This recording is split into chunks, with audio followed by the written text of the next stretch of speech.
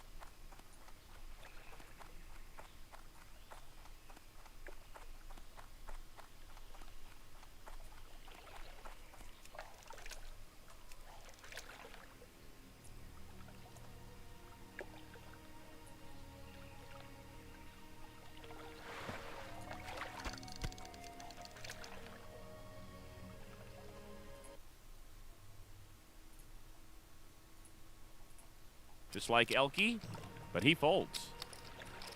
AMAC, ace-king. AMAC wakes up with another big hand, and thank goodness, because I almost forgot he was here.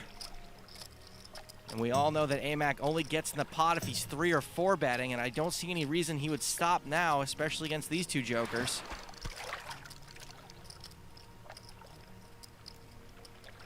There's the 3-bet to 5,500. Elke folds.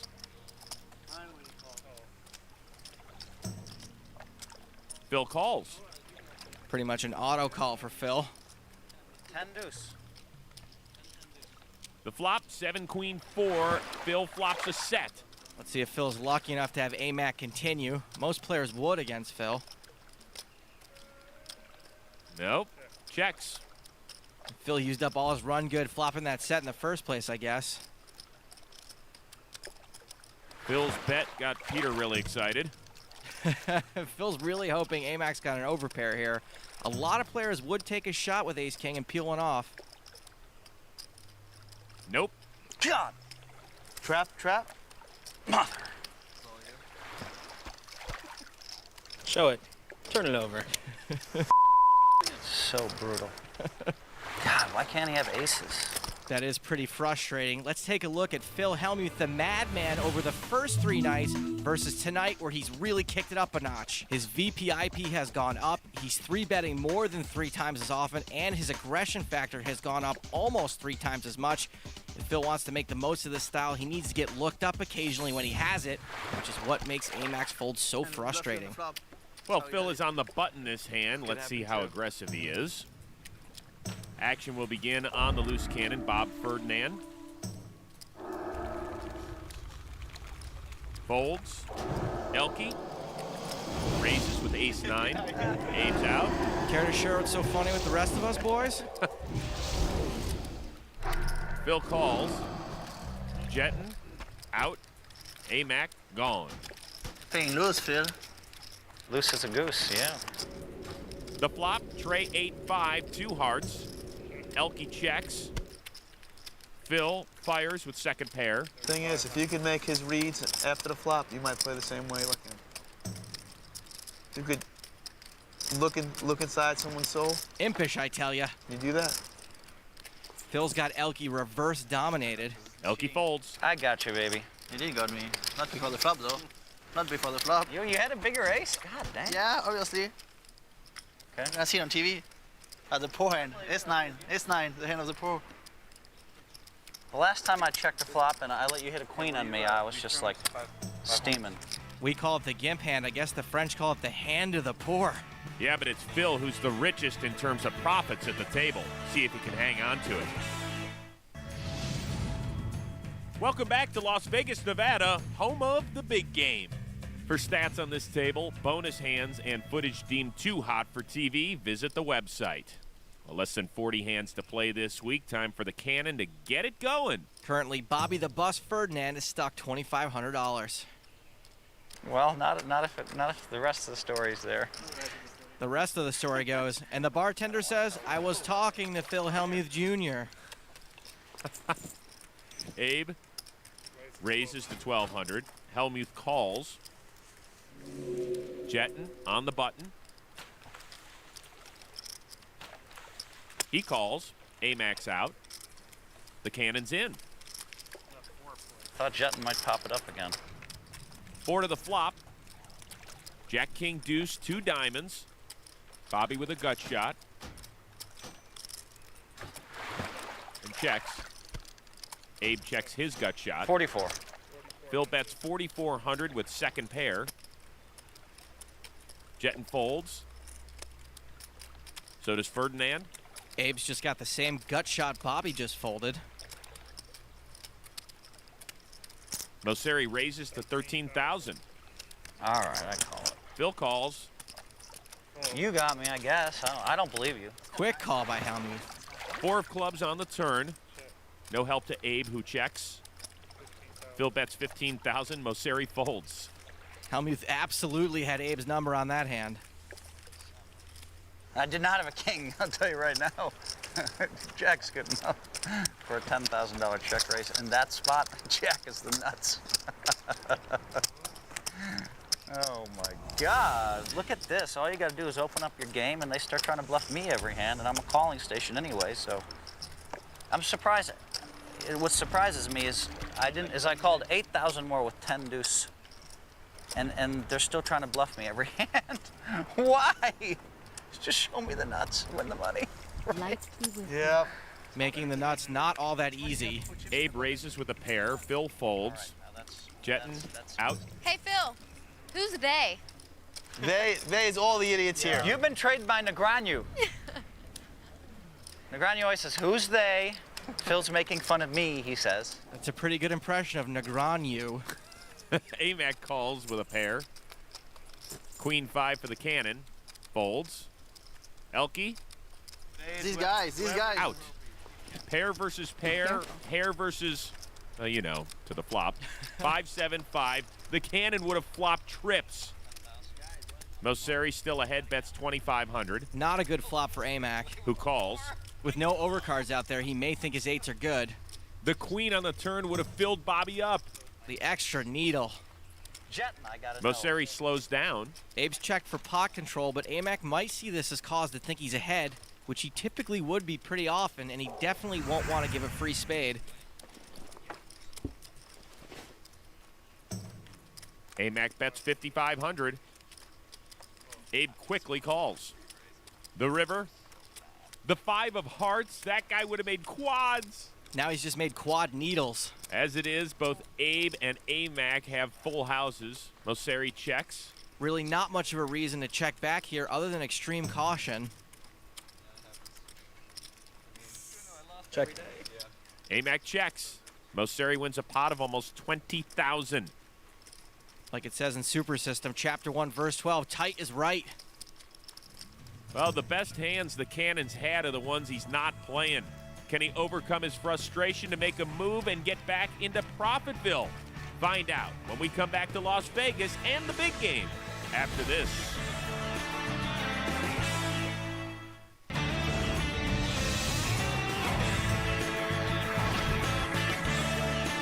Welcome back to Las Vegas. We have seen Bob Ferdinand in the black. We have seen him in the red. Joe, the man's a former bus driver, so he's used to taking the circuitous route. It's been a long journey for Bob, who started things off up relatively early, had a sharp drop followed by some chipping up, and then bang, he picks off a huge bluff from Elke on hand number 48, where he peaked at 82.9. Ever since then, Bob's been treading water in between some fairly steady declines to where he's at now, stuck $4,500. And now Bobby the Bus is more than $134,000 away from our leading loose cannon, David Fishman, who really won all of our hearts, Joe. Father of 2, a teacher in Arizona, and a cancer survivor. It's a shame they both can't win the passport. Time to cannon those chips in the pot. Buddy, I mean, you've got the loose cannon who, you know, this is the sweet thing for you, and you're on his left, so. That's true. Action folds to Bobby. Out. You know when he's sitting on 90,000 with 3 hands to go, he's going to ship in the dark every hand. In fact, with 15 hands to You go. can ship in the dark though, it's part limit. Elke raises. Yeah, well, you don't think he's going to ship every flop? I mean, Abe calls. Phil. King 8. He's in. I would say that's a loose call, but Phil's been kicking it into high gear. The flop. 5-9 queen. The cannon would have hit top 2. This is getting brutal. Abe checks, Phil checks, Elke checks top pair. Case queen on the turn would have filled Bobby up. We may have to take a 5 for Bobby. Elke has trips, by the way. Mosseri checks. let's try the 1 down, 2 down. Take it, Phil. Phil fires 3,500. Elke ain't going down. He checked the flop for what I think was a little pot control, but now I think that's the last thing on his mind. I think Bobby's going to be sick. Elke raises to 8,800. Abe folds. The 1 down. You might be the 2 down. Phil's got nothing but king high. Elke is capable of doing this pretty light, but he's been pretty straightforward while nursing a short stack. How much?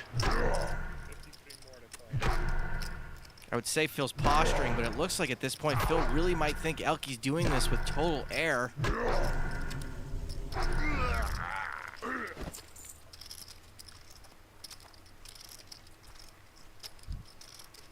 Wow, my instincts are telling me I should raise 20,000 here. I think you picked up a club draw. Radar's a little off. Well, he does make the correct fold. But you might call with an ace-high club draw, and I can't beat ace-high. I would have re-raised you with a 5 even. Should raise 6 and shove the river when it doesn't go with club. All right, Joe, it's stats time. Do you have that stuff I wanted on the aggro factor? Oh, I sure do, Chris Rose. Phil Hellmuth sits with the second highest aggro factor of 2.8, and I'm sure it's likely to continue rising with Phil's recent gear change, but he's trumped by Elke's even more aggressive 4.1. Both have been very busy, and neither one has shied away from betting or raising. Talk big, play small, buddy. No, I almost re-raised him, I promise. He can't have anything. He checked the flop, and now all of a sudden he raised. He's got nothing. He's got ace-high, or at best a 9. He's got to call 20,000 more, but he knows I'm crazy right now, so he might call. That's the problem. He's actually counting on you to be crazy. Elke raises with big slick. Abe, ace-4 suited, calls. Phil folds. Phil finally folded a hand. Actually, I made a mistake. I really should have followed. Jetton's out. You had to fold. I mean, Folds. I can't even believe Elke's keeping quiet about his trip queens. 9, king, 7. At least the cannon would have missed this flop. Elke bets. you can't have anything, right? Abe calls. You just can't have anything. I think he had a queen. Really? Check the queen in last position to both of us? Yeah. Show me he had a queen. Bing! Number 1 answer. The turn is the 6 of clubs. Abe pretty much auto-called the flop, maybe thinking a weak ace high was good. Elke bets. Abe folds. I think he had nothing. Show me nothing. Well, Elke is showing us something. He's actually been making a little progress the last few hands. He's now stuck only 23,500. At one point, he was stuck almost 80. I would have called you. I ain't anyways. Beat you, bro. You would have called. Maybe I make something on the river. Maybe I bluff it on the river. You might. I wish you bluff, Phil. Really? You wanted me to bluff that hand? Wowie. Bobby folds. I had a queen, what the f? There it is. I had a queen. What the bleep? See it on TV. Elke raised. Abe folded. I don't know if I believe you. Even if you showed it to me, I don't think I'd believe you had a queen there. How can I not believe you? Show you. Phil called. Well, if you showed it to me, there'd be indisputable video evidence. I guess. Somebody please TiVo this for Phil. Jack 10 for Jetton. He calls. Amac. 9s. And ironically, it's Amac's 99th pair this week. He calls too. Deuce, queen, queen on the flop. 2 clubs. Elke with trips. Elke's got the queen this time too, bub. Jetton checks. Amac checks. Four-way action. Elke won't want to let someone catch a club. Fires 3,300. Helmuth folds. Jetton folds. And maybe somebody has something he can pay him with. Amac's been getting away from these flops, but usually this isn't a horrible flop for 2 9s. And he calls. From 4 on the flop to 2 on the turn, which is the king of clubs, giving Amac a flush draw. Amac's not going to like the overcard or the flush draw, really. Makija checks. Elke checks. Honestly, I'm surprised at Elke's check. The river, Makija makes a flush. Don't think he can bet it, though. You're right, he checks. So does Elke. And Amac wins the pot. Nice hand. I think so was winning. You check the turn? Yeah. You absolutely nuts? Impish, I tell you. Okay. That time I seemed to know he was strong. I just folded my hand, just boom, right on the flop. Your instincts are uncanny. But if he had a queen the other hand, I did not see that. Don't go anywhere. We'll be right back.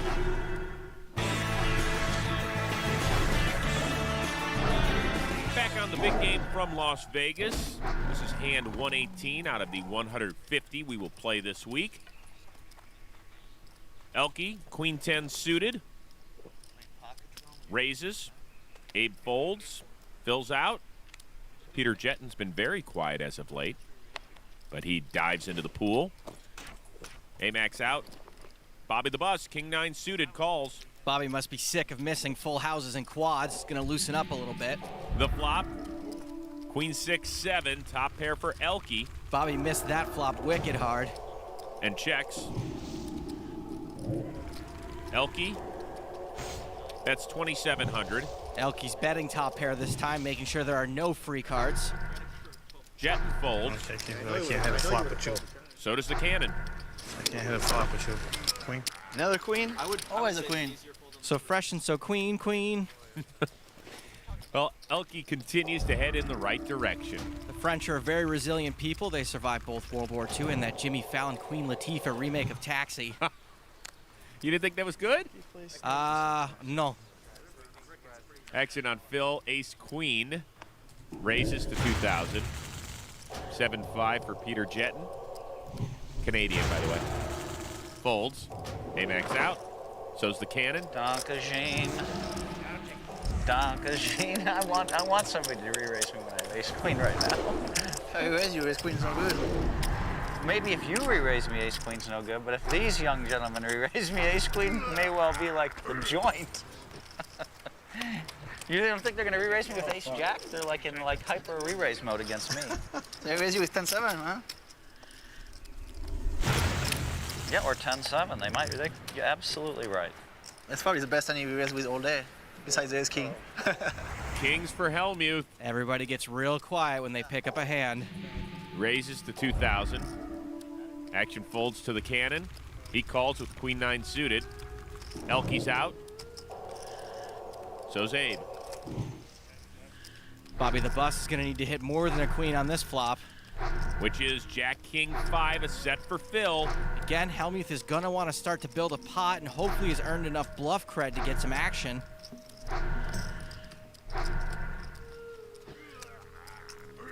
Phil bets 3,500. The cannon has a gut shot. I'll show you this one. The head games continue. Eventually, I'm gonna have it when I say that. He does have it this time. Maybe you're thinking like way ahead. You say that every time and you're gonna bluff every time. It's pretty sick. We know Bobby's way behind, but I honestly don't see how he can't peel one off here the way Phil's been playing, and the fact that he can maybe make a big score if he hits his gut shot. Nope, he folds. You wanna show a bluff again? No, Phil shows the set. Oh, That was close. Nobody was drawing live anyway, so what's the difference? I was drawing live. You were drawing live? Oh man, you would have definitely got everything. What were you? You were drawing live to runner flush or something, right? You had ace 10? Got shot straight. 9-10. Okay, I believe that. Well, a lot of chips moved around the table tonight, and most of them ended up in front of Phil and Peter Jetton, who are the only ones above the equator. The rest of the table are all losers for now. Bobby the Bus and Amit Makija have a slight loss, followed by Abe Mosseri and Elke, who has climbed his way back tonight to only being stuck about 25K. All right, guys, that was the last hand of the night. Bob, Yes. got a lot of work to do in our final I session. sure do. You up for it? These chips are gonna be flying. All right. The following is a presentation from PokerStars.com. This week on The Big Game, our season's final loose cannon, Bobby the Bus, sat down with one goal: win the NAPT prize. A roller coaster week saw him up, Now I got a shot for that 50 package. And that nice little beautiful trophy. down, Hey, you wanna see me go early, huh? talking trash, All I know is, Phil, you're not gonna get there again when I get you smashed. and feeling frustrated. You got me again. Is this sick? This is sick, man. Tonight, on the season finale, will our loose cannon make a late push and win it all? Or will this man, David Fishman, school teacher and father of 2, hang on to his lead and claim the big prize? It all comes to a head right now on The Big Game. You wanna play big pot against me? You'll get your chance before this is over.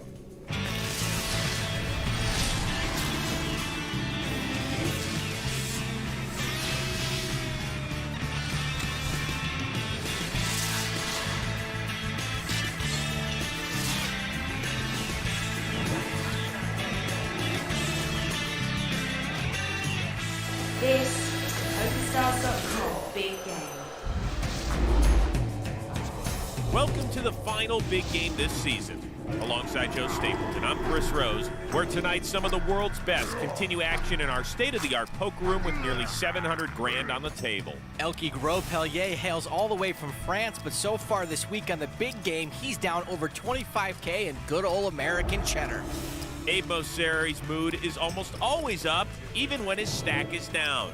He's stuck over 20,000. Lex Feldhaus joins the game in Phil Hellmuth's stead. He's always good for some action and a couple of zingers. He's in for 150K. Canadian Peter Jetton has quietly built his stack to a table-leading profit of just over 66,000 bucks.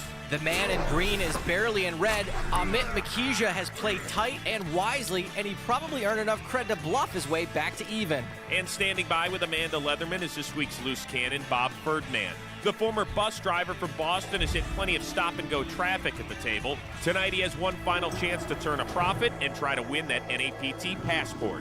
Bob, this is the last session of the week. You still feel like you can do it? I have 91K left, so I still got a shot. I started out pretty strong, and then I lost a few hands, and Phil was playing really aggressive, but I've been card dead too, so let's see what happens here. What's your strategy coming into the last session? I'm going to play a lot more hands, a lot more suited connectors. I'm going to play them strong, and I'm going to push. You ready to get it in? Chips are going to go flying. You still confident? Yes, I am. You look confident. You Yeah. got this. I got 91K left. Anything can happen. All right, Bob, good luck. Okay, thanks. Quick reminder, each cannon has been staked 100 grand to play, keeps all winnings above the initial 100,000, and the loose cannon who's won the most money after tonight earns a North American Poker Tour passport worth 50,000. That includes buy-ins and expenses to a series of NAPT events. That's David Fishman, the leading loose cannon at 129,600.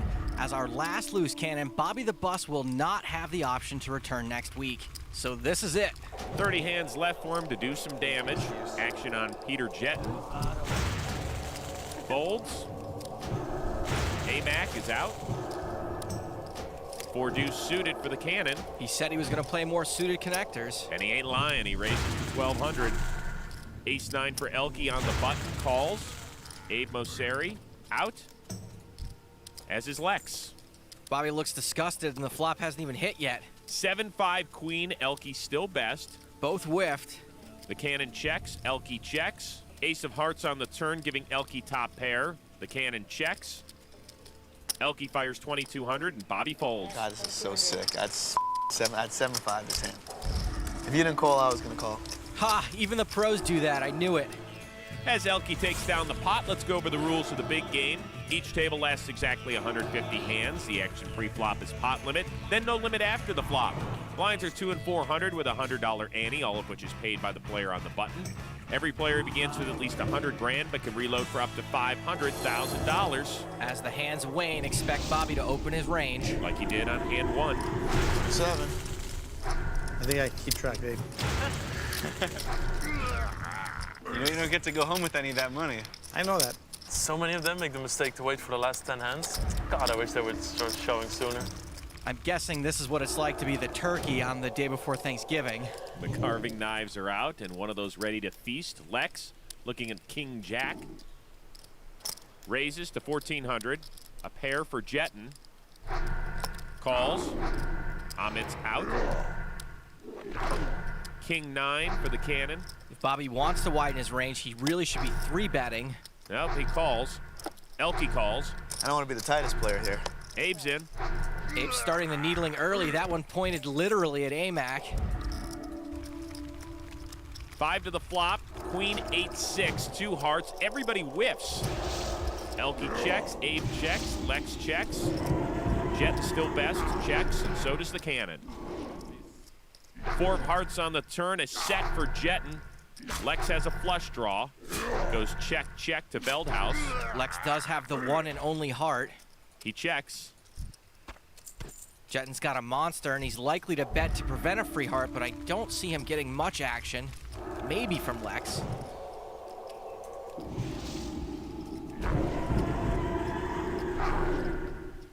Jetton bets 6,500. The cannon folds. So does Elke. Abe's out, and Lex too. So Jetton adds to the biggest stack at the table. Almost hit me that card. Well, the man who will undoubtedly drive the action tonight is Bobby the Bus. He's the one person who can catch the leading loose cannon, David Fishman.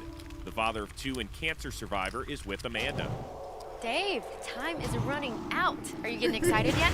I'll be excited when it's all done. 25 hands or so more, and then I'll be excited. If it all falls the way I hope. You a little nervous, or you feel like you got this? I'm not thinking one way or the other. I really don't want to do that right now. You know, 25 hands when it's over, then I'll see where it ends up. I'm thrilled just to have been here. I mean, this has just been a great ride. Are you rooting for Bob to win, though? I'd definitely like to see him take some money home. Absolutely. Just not the package. That's okay. You know, he can stop 100,000, 110,000. That's all good. Have you started thinking about playing all those NAPT tournaments yet? Not gonna let it even get into my mind. I can't go there. I can't go there. 25 hands. I'll be all over it. All right, good luck. Thank you. Let's sweat the game together, all right? Absolutely. All I can say is that David Fishman seems like a genuinely good guy, and I don't know how anyone not wearing Red Sox or Patriots apparel right this second could possibly root against him. It's not ready yet. God, I hope I hit 3 hands in a row and go to 200K, and then like that, his tie will go, it'll choke him. If you like double up, he might have a heart attack over there. He might. We'll wait for you to turn a profit before anyone calls ahead for the EMTs. Suited connectors for Peter Jetton. Limps. Prepare for a lot of limping as the sharks start circling the cage that's sure to bust open at some point between this and the next 24 hands. AMAC also limps. Bobby's going to be entering pots he should raise, and as big as he can. He raises to 2,500. Elky's out. This could be a trap, by the way. Abe Mosseri is obsessed with the word trap. Lex calls. So does Jetton. So does Makija. If Bobby's going to hit a hand with Jack 10, he probably wants as much action as he can get. The flop, Jack Ace 5, 2 clubs. Everyone caught something. Lex checks bottom pair. Jetton checks his flush draw. AMAC checks second pair. Bobby the Bus checks second pair as well. I know he's out kicked, but Bobby probably should have bet there. Trip 5s now for Lex, who fires 4,800. Jetton calls. Still on a flush draw. AMAC's out. Tightly and wisely folds. The cannon sticks. Bobby's pickled himself by not betting the flop. King of hearts on the river. Lex still best. Lex caught up, and now Bobby's on the defensive. A Queen 10 gut shot came in on the river, which is all Lex really needs to be worried about. Seems like an obvious spot for a value bet. Veldhouse fires 18-3. Jetton bricked. And folds. Bobby's second pair has become third pair, and Lex has just let out twice in a three-way pot. And Bobby should know that Lex knows that Bobby's going to get less and less bluffable as the hands tick away. So it's a he knows that he knows that he knows sort of thing. You know it. If Bobby had kept the lead in the hand by betting the flop, he could have stayed away from this type of situation. If he makes this call, it'll put a severe dent in his stack. Bobby calls. Lex shows his 5 and wins a pot of 62 grand. That is just a brutal hand for Bobby the Bus. Meanwhile, Lex has a new poker groupie. It's David Fishman. Well, Bobby has 65,000 left and only 23 hands to turn a profit and make a run at that NAPT passport. Now, I know it's a cliche, but anything can still happen. Not sure that's comforting to Bobby right now. The big game is just heating up. More from Las Vegas coming your way after this.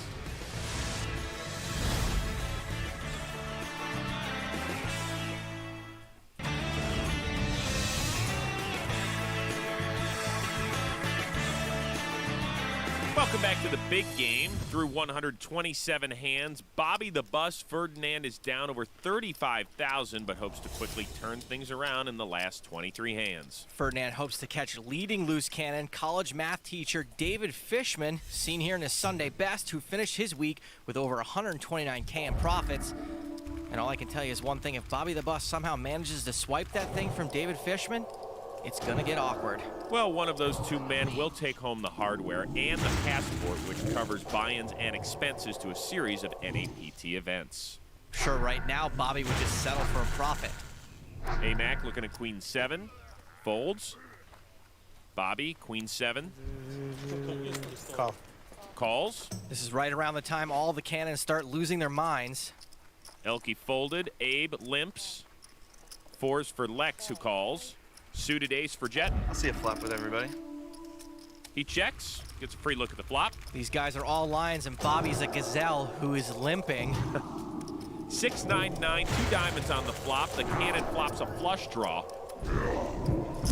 Lex leads out, betting 1,400. Lex donked it, hoping everyone just whipped. Jetton's out.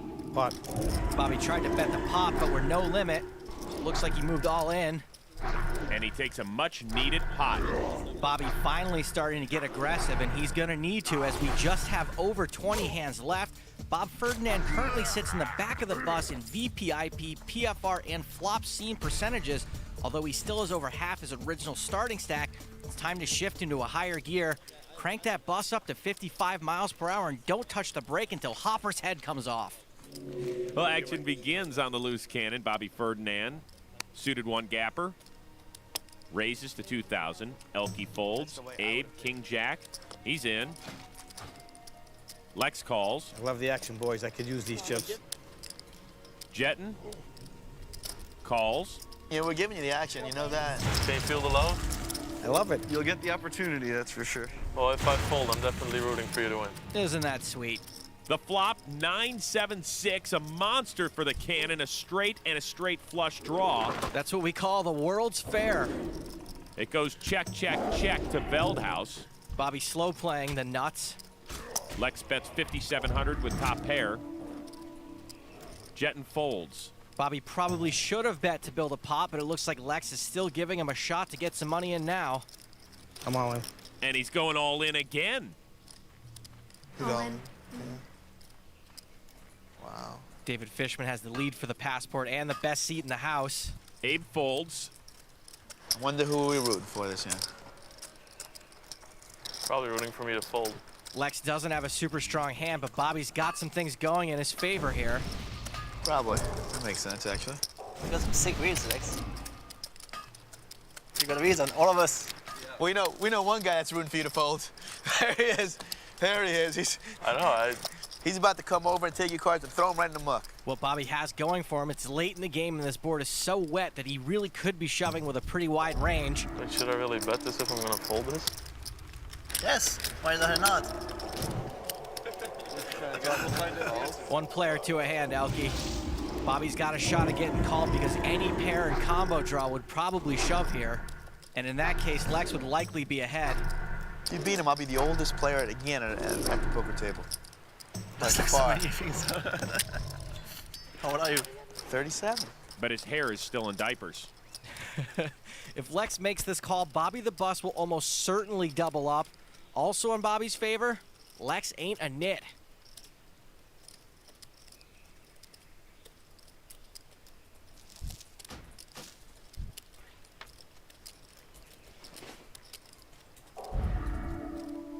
He's seriously thinking about it.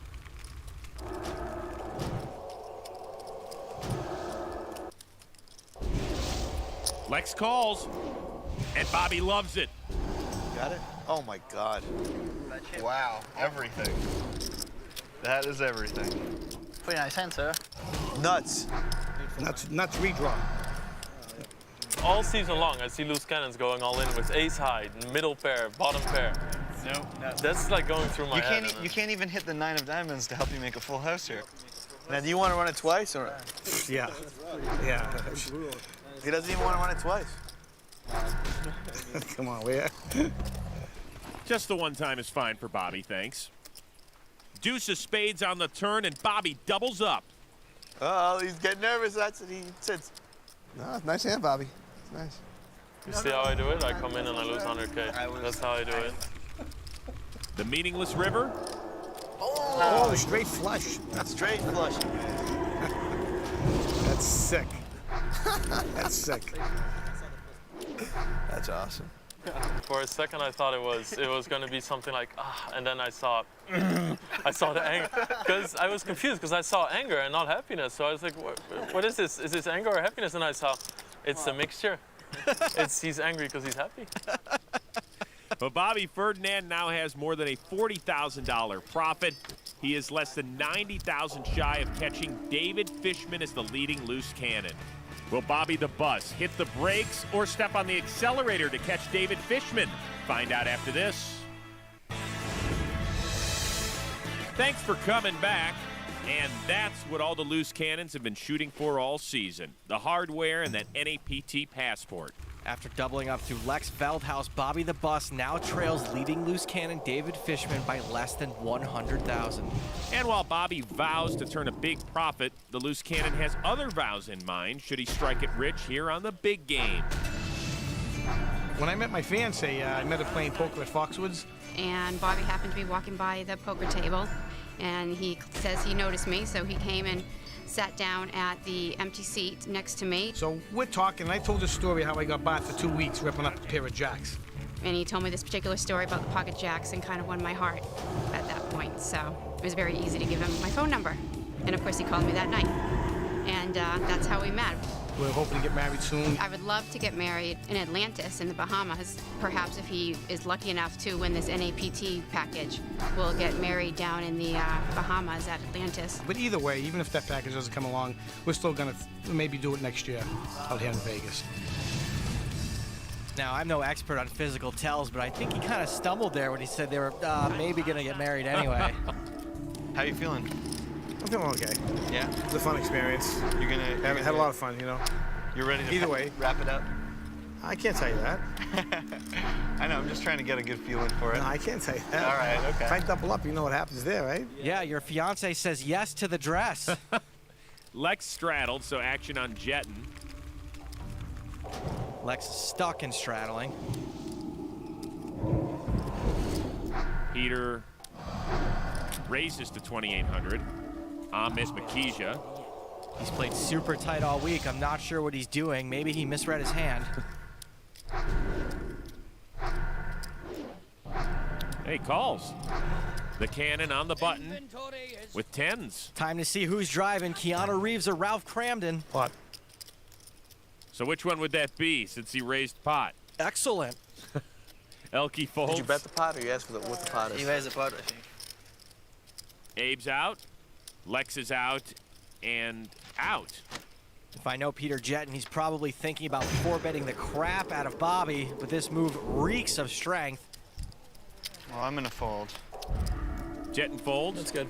So does Amac. Thank you. Big one that time, huh? That was a big one, right? Big hand? Big hand, yeah. You have to wait to see that, like you told me. Bobby's in a pretty good mood after he doubled through Lex. Lex is moseyed on over to the couch to explain to Amanda what happened.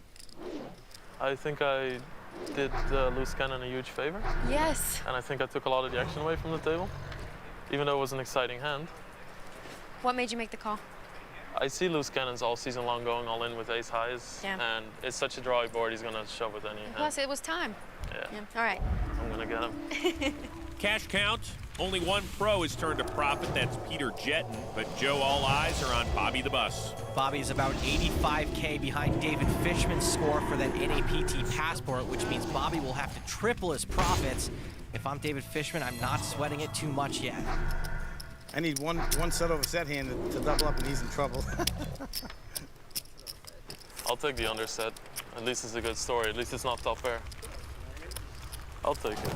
Lex is apparently a masochist. Also explains why he's straddling. Ace 7 for Jetton, who folds. Amac out.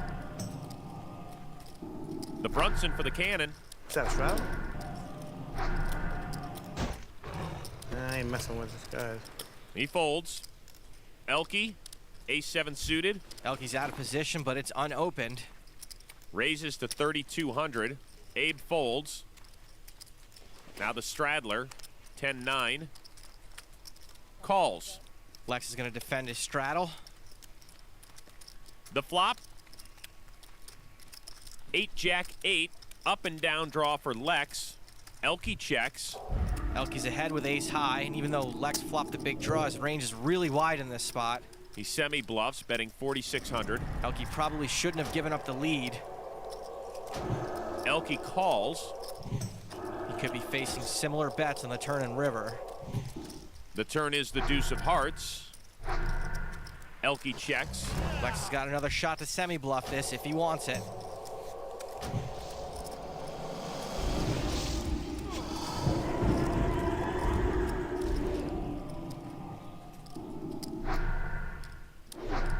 He does, betting 21 grand. Even though that deuce likely didn't affect anyone's hand, Lex has fired twice now, and the second one's a beaut from the straddle-bloated pot. This is a tough call to make with ace high. Elke folds, and Lex takes it down. Give the man a pot. Elke gave him an opening, and Lex took that pot with pure aggression. Speaking of aggression, Joe Stapleton, you happen to have those stats we were looking for on the aggro factor? Absolutely. As we look at our aggression factor stats for the table, we can see that Lex Veldhuis has joined the table with a very aggressive style of play. He dominates the rest of the table with 11.0. At the other end is Loose Cannon Bob. He's just at 1.3. Can't believe I'm only stuck 40K. I can't believe it either. I looked at your chips. I thought you had like 20,000 left. No.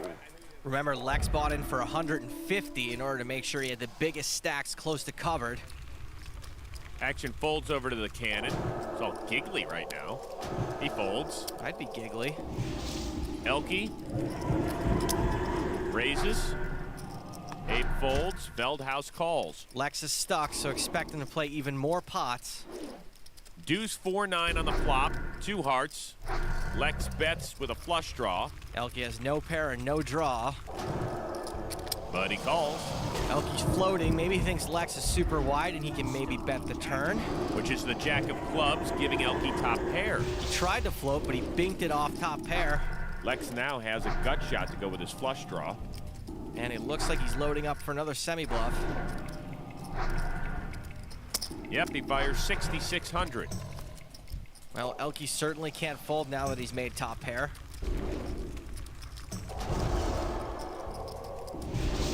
But he seems so put upon. Maybe he's upset he can't bluff? Thinking about a raise? Really, really tired? He calls. And seems thrilled about it. The river, the 7 of spades. Lex bricked. And checks. Seems like a pretty safe card to value bet. Not sure there's any way he'll get called, though. Elke bets 11-1, and Lex folds. And Elke snoozes his way to another pot. He takes it down, and now Elke's stuck less than 12 grand. And what about Bob? This season's last loose cannon is up over 44 grand. Will his story have a happy ending?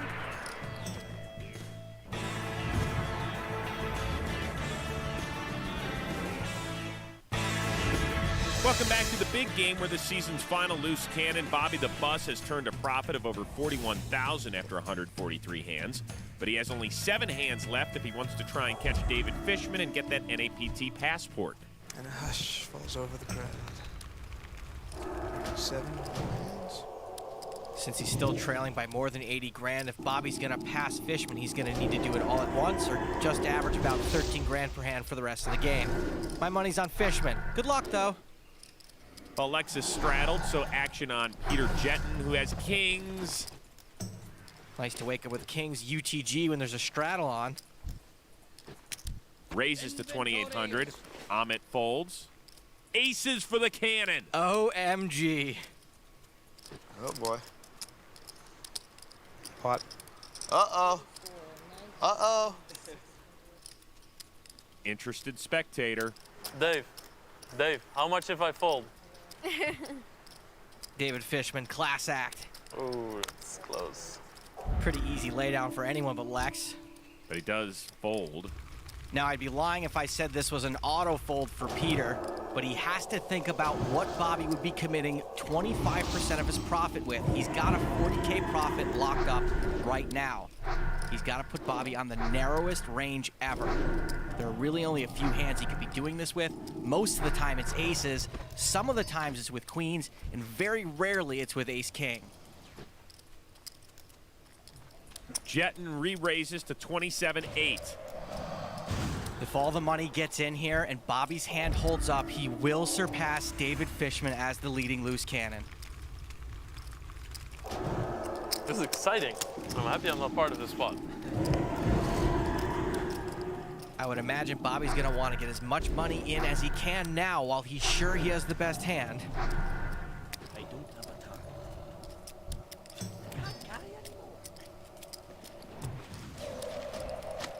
What are you guys laughing so hard for? His face. Look at His face. Just look at his face. That's it. You gotta laugh. This is serious business for these blue-collar guys. I'm just looking at your face. I'm seeing you have a sick look. You have a sick look on your face. David Fishman's taking it incredibly well. Then again, he can't see the hole cards. Bobby's doing a good job milking this and taking his time, but he does seem very comfortable. Pot. Bobby the Bus with a 5-bet. And that word sounds very comfortable. You just potted it. I know. Okay, couldn't really fault Peter Jetton for calling if he had before, and I could maybe even see him testing the waters with the 4-bet. Wow. But the amateur who already had a tasty profit just 5-bet, Peter Jetton is a very good poker player. He could still get away from this. I'm all in. Jetton's all in. I call. There's the call. I have 2 kings. Oh, nice. Wow. Come on, baby, one time, hold up. I was a little bit worried about that, but Dave, you might be in trouble here. Come on, baby, no king. I was hoping you had kings when you re-raised me. I said, you gotta have kings. Yeah, I'll run it more than once if you want. It's up to you, though. Not just once, man. Yeah, I almost just called and then tried to see a flop, but not a lot of flops I'm gonna get away from anyways, I guess. No, one time. The sickest part, there's only one king left in the deck. Abe folded a king. Don't worry, this hand will make TV. Man, what did I say? The only way I can do this is to get kings against aces and get paid. You didn't get paid yet, so it's not over. Well, you knew. This is game Well, I'm gonna tell you something. When he put 17,000 in, he was putting in all his Oh money my in. God, this is sick if he hits a king. This is gonna be sick if a king comes, because this is like my shot, you know what I mean? Well, I have to be honest and say that I'm cheering for a king to come. I'm sure you are. I almost can't look at this flop, man. Be very bad news for you, buddy, if he wins. There's no bad news for me. He won 129. There's no bad news for that, No right? bad news for me. No bad news for me. Only good news for Bobby. That's cool. I'll get it ready to pay in advance because that's always very lucky. This is sick. The king on me, man. The flop. Ace 6-6, it's over. Bobby has a profit of more than 183 grand. He is the new leading loose cannon. Wow, unbelievable. Not much of a sweat. A life-changing moment for the former bus driver. It's over. 100 and... This is over, man. 100 and what? This is so cool. Thanks, man. God, man. Nice job. Thank you, Dave. That's the only way it could be done, with aces against kings. I said it a half hour ago. You gonna lock it up now? Absolutely. All right. I don't believe you. 130. I really don't. Come on, it's a bus or what? Now you have to play. You have to I stand don't and believe see. him. Okay. Oh, my God.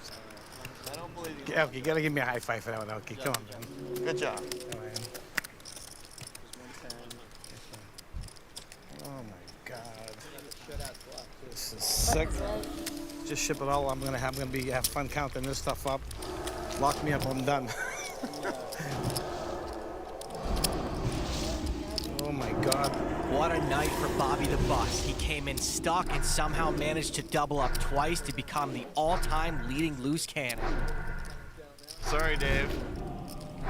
Nothing he could do. If you had kings and he would have aces, it would have went the same way, right? Yes. Of course it's going in. I mean, it doesn't matter. I was almost getting ready to lock up and just take the 40 home. I swear to God, I was going to lock it up. Unreal.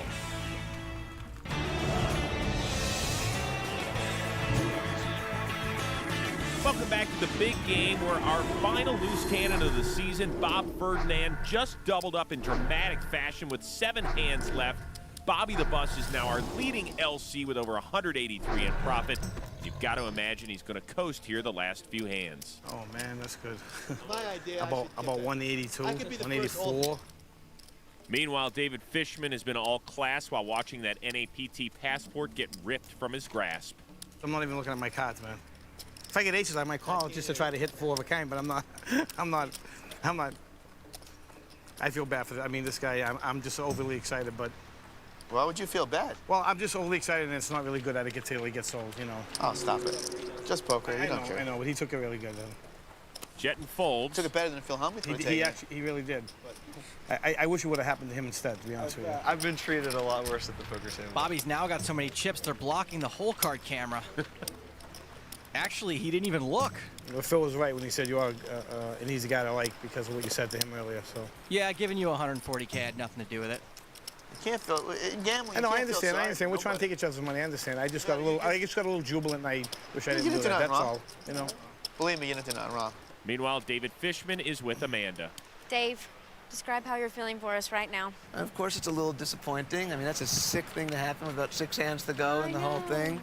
But I'm still walking out of here with $130,000. It just doesn't get much better than that. You still seem very happy.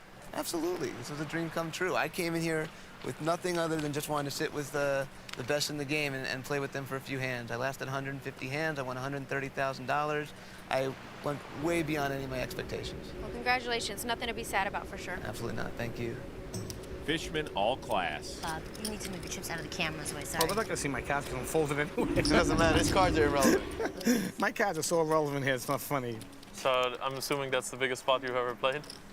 What's that? That's the biggest spot you've ever played? I think so. In my life, yes. Yeah. This is you know, I don't have the money to sit down with this kind Well, of it's money just and play. good to see some emotion, and it would be something terribly wrong if you weren't Oh, you can't. You anywhere crazy? near This happy. is like. He didn't get the name Bus Driver Bob for nothing, you know. Action on AMAC with fours. 1400. Raises. The bus just went down the street nonstop and didn't. People are waiting at the corners. Bobby looks and folds. Elkie 2. King Jack for Abe. Okay. Calls. I'll give Mr. Tight Ass some action. It's always awkward when poker players flirt. 2 to the flop. 10 ace queen. Nice going, Abe. You flopped a straight. Abe flops the joint, and it's a rainbow to boot. AMAC checks. Abe checks. 9 of clubs on the turn. Abe straight gets one card longer. This time, AMAC fires 2200. Abe somehow got the tightest player at the table to commit money with an underpair to this board. Keep your nose clean. Don't get crazy and expect him to call raise, though, buddy. But there is a raise to 7,000. Later. Abe shows. That's a good flop for your hand. It is. It's the worst flop for my 2 fours. What do you show? Just the nuts, buddy. Once again. Once again, I show the nuts and win nothing. Actually, Abe, you've climbed all the way back. You're just a small blind away from even. Yeah, I drew out pretty. I mean, I got 2,200 more than I should have, probably. You couldn't resist. And look at this. The blue-collar man from Boston shedding a tear. We are witnessing a life-changing moment. Time is money, friend. Good for Bobby. Action folds over to Abe. Plays a suited one gapper. In fact, he raises. Lex folds. Jetton, suited connectors. Running out of time. Abe makes a valid point for all the action junkies. Calls. AMAC calls with a pair. 3 to the flop. 5 king ace. Jetton checks. AMAC checks, and Mosseri checks his gut shot. And he completes his straight on the turn. This time he waited until the turn to make the nuts. Jetton checks. AMAC checks. Mosseri bets 3,000. Jetton folds. You win. You still got him. I'll let you 2 fight it out at least. Can he nail AMAC for a bet 2 pots in a row? Now you win. Nope. Have the nuts again, once again. That didn't get there. Just the nuts again? Oh. Your playing's going wrong. You're supposed to get the money in when you have the nuts. It's not working. I just keep flopping it. Get used to that face. You're going to see it on the NAPT circuit this season. Action begins to Bobby the Bus's left. Elkie under the gun. Raises. Abe's out. You 3-bet me. I showed you Jack. Lex calls. Jetton on the button folds. AMAC's gone. A7 for the cannon. Still looking. Ah, he's going to play. Hello. So you're saying there's a chance? There may be more money to be made. I mean, you know, I'm just gonna take a flop here. Which is King Deuce Trey, the ace still best. Bobby has the best hand, but he's probably the most bluffable guy on the planet right now. He checks. Elkie bets 3,300. Lex folds, and so does Bobby. So Elkie takes down a small pot.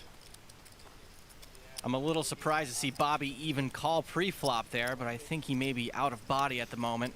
Meanwhile, David Fishman has said all the right things, but this has got to sting a little. Guy's got his whole family here. They flew them all in. I don't think he, he's sad. He made 130,000. It's a lot of money. It's a lot of money to make, isn't it? He's still smiling. Lex raised. Jetton repopped. Abe, you want to see something? My badge number for the tee was 9478. 15 years. I don't know what that means. Well, it's a number we get. Jetton takes the pot. Okay. It's a number that we get. It's like on our paychecks and everything. It's our 9478. Yeah, they know. They look down. They know it's me. Everybody has a number. And my brother passed away on February 24th, and I never played the lottery. 1 month, I just felt he was trying to tell me to do it because my numbers were coming out mixed.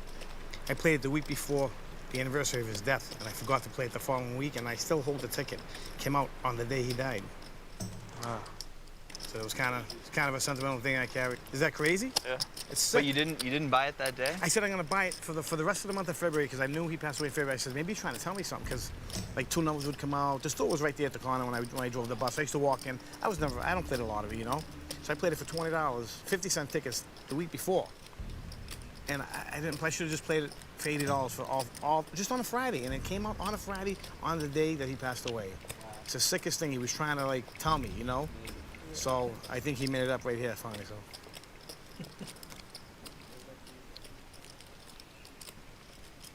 It's always incredible how stuff like that happens. It has. Last hand of the season, guys. Is it last hand? Deal me out. 600. I gotta give up 600 more. That's okay. I can do that. Don't forget to ante. Double straddle. Yeah, that's what I'm saying. I know you're trying to get in. I thought that wasn't you were in so your, close. You were like inching towards. I know. I want to, but I want to. I'll look first, but I might play my hand. Wow. Last time of the season, we're both buried. Let's go. Love Lex's attitude. I want to hang out with him in the off season. Lex is straddled. 8, 10 for Jetton. Oh, don't even try raising it now. Yeah, he does. I'm gonna lock up my loss on the season. Let me lock up this juicy one right now.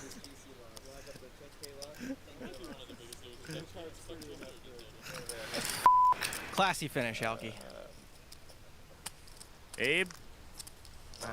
Nah. Lex plays. It's official. Time to book that wedding chapel down in the Bahamas. Well, the bad news for these two is that only one of them can possibly get unstuck here. 5, 6, 8. Jetton, top pair. Lex with a gut shot. Lex bets 4,400. Think that counts as a semi-bluff. Jetton's got the best hand. And calls. Lex is behind, but he's got decent equity. The turn. 9 of clubs. Now Lex has top pair. Jetton's got a gut shot.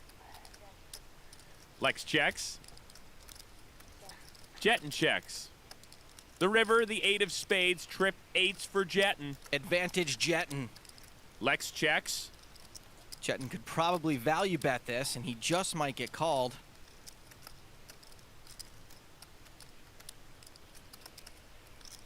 I'm having trouble thinking of hands you're going to call me with, so I'm just going to check. I have a 9. You might have called me with that. So Peter Jetton picks up the final pot of the season. But all eyes, even those watering, are on Bobby Ferdinand. Awesome job, man. What can I say, man? Awesome job. Congratulations. Thanks. Classy move. When we come back, we'll hand out the hardware to our first loose cannon champion and see if he's going to set a wedding date. That's after this. Welcome back to the big game, and congratulations to Bob Ferdinand. He is the first ever loose cannon champion. Abe's the only other player to finish with a profit. He eked out a whopping $2,400. All of the other pros lost, except for Phil Hellmuth, who left the table up over $93K. Only 4 loose cannons this season made money. Ernest Wiggins set the original benchmark. Nadia Magnus held the lead the longest. And Bobby needed almost all 150 hands to leapfrog David Fishman. Let's make it official with Amanda. Bob, what an incredible story. When this night started, you had under $91,000. At one point, you were below $80,000. Now you walk away with over $180,000 and the NAPT passport you're looking for. Describe your emotions right now. I'm feeling a little numb right now. Has it sunk in how much you've won yet? Not yet. No, not yet. It will. It will. It will. Now, I understand that you and your fiance Jessie have some pretty special plans. Oh, yeah. I promised her if I won the package, we'd get married in the Atlantis. Really? Yes. So that's happening. That's happening, yes. Do you believe your brother Joe was here with you? Absolutely.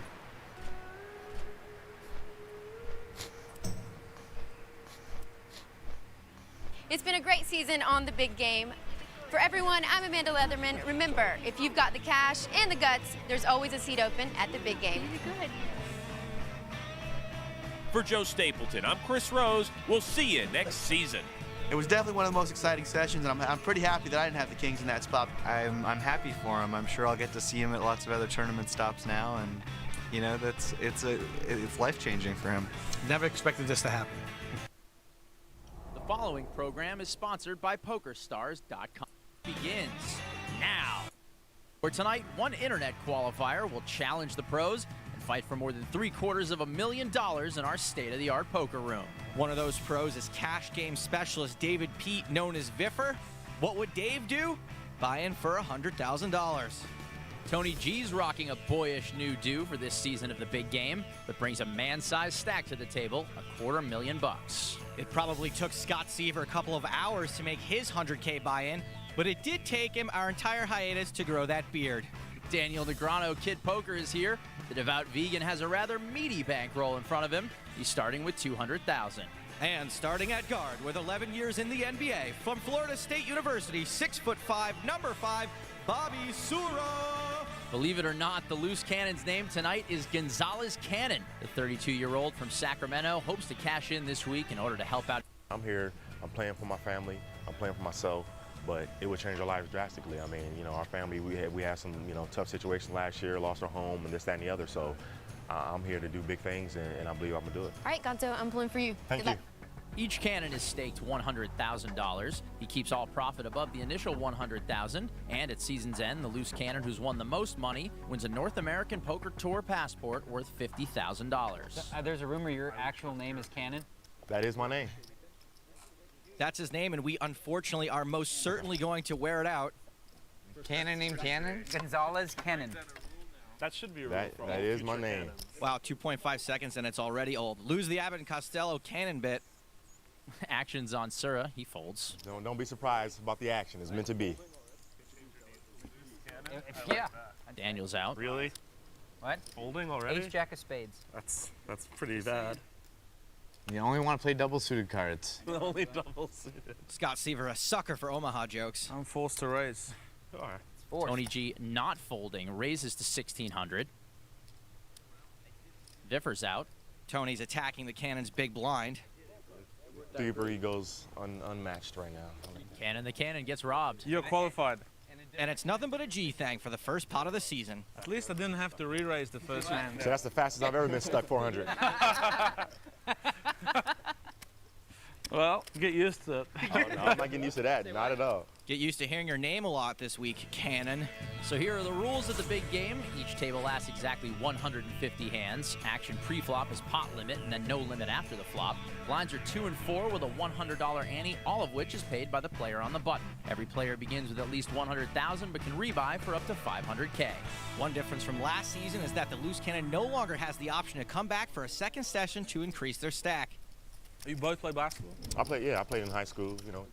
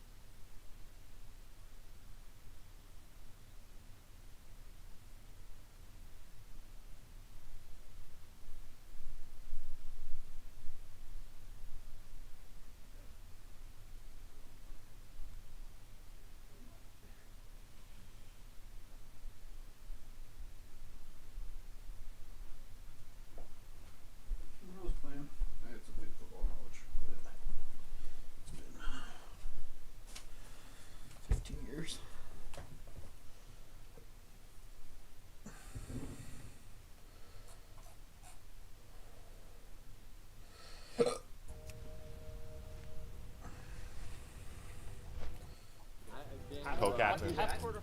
Let's play 2 and 4 for like 50 million. Well, you told me about your Lithuanian background in basketball. I don't know. You might be trying to get me. Are you good? I'm all right. I mean, 2 and 4 will be okay. Can we have her? Can we play Lithuanian rules, though? We'll take Amanda to even it up a little bit. Without heels on, Amanda is less than 4 feet tall. Action starts on Scott Seaver.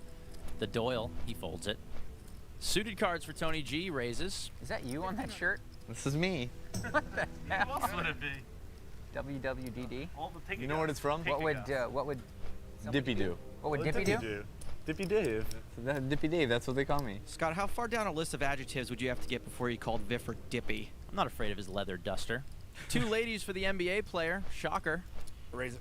He's going to re-raise to 5,000. White men can't jump, but they can re-raise. Daniel's out. Action back over to Tony G. Now, that might seem like a big re-raise, but Sura's out of position, and Tony's just live enough to call with a hand like this. If Tony's ever going to fold a hand like this, though, it will be now when he's even. And he makes the call. So I guess Tony's never folding this hand. To the first flop of the season. 10-8-4, 2 diamonds. Tony makes a pair, but Sura's still best. Bobby should be able to squeeze at least 1 bet out of him. Sura bets out 8,000.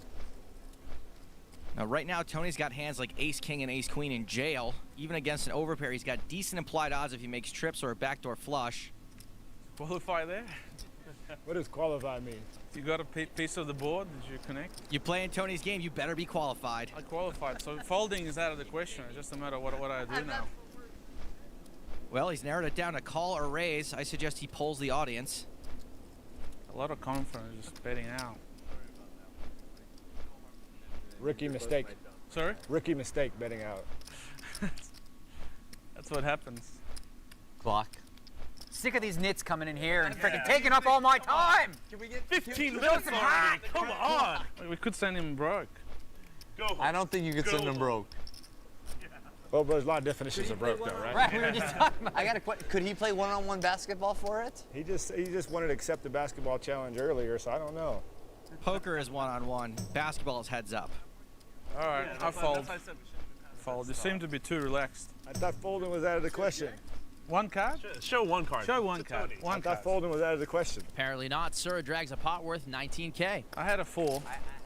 Like I said before, if Tony were up or down huge, I don't think he'd be folding in that spot. Now, if you don't think ace-4 is worth calling on a flop like that a decent amount of the time, you probably shouldn't be calling with it pre-flop. I'm going to straddle. Put me on tilt. Yes! Wow, Tony G tilting and straddling. I think everyone's about as excited as you are, Joe. Do you have a hand? Do you have a pair? Honestly. Big pair. Conversation about the hand or his shoe size. Action's on Viffer, 4-9 off. Nobody even knows. No dice. Action over to Gonzalez Cannon, ace-4. The ace is pump fake. Folds. Speaking of pump fakes, action's on Sura. You flop top set? Former NBAer folds. I believe him. Daniel's out. top set. That's always a good one. When you said folding wasn't an option, I got kind of excited. I mean, I really want to raise, but I guess I can just limp because you're going to raise for me. Seaver calls. Nah, check. It's such a bad hand. No. I can't call. What new Tony is this? I had all these plans coming in. You've already ruined them in 2 straight hands. 8 Jack King, 2 pair for Tony G. I check. Seaver checks bottom pair. Tony bets. Didn't you say you had such a bad hand? Aren't those good cards? Yeah, but if you check, that means I'm going to take it. Okay, okay. Now I know you must have a hand. You probably got a set here. The turn, 6 of diamonds, giving Seaver bottom 2 pair. I check. Almost guaranteed Seaver will call him more than 1 time now. Tony G bets 5,000. Come on. How are we friendly here? What can you have? You got queen 10 or something? Or 10-9? I got to make sure. I got to protect my hand. Pot size bet, but Scott can't fold. I've got 8-8. A date with an 8. Date with an 8. And Scott calls. And he's in bad shape. River cards, the 3 of hearts. That's not going to help Seaver get away from this. I check. 15,000. Scott checks and Tony bets 15,000. Tony's bet the pot again. I don't think Scott can or in general should fold in this spot, but it's particularly dicey because both these hands are under-repped. 8-8 wins, by the way. Do you promise? I can't promise, but I can nearly guarantee it wins.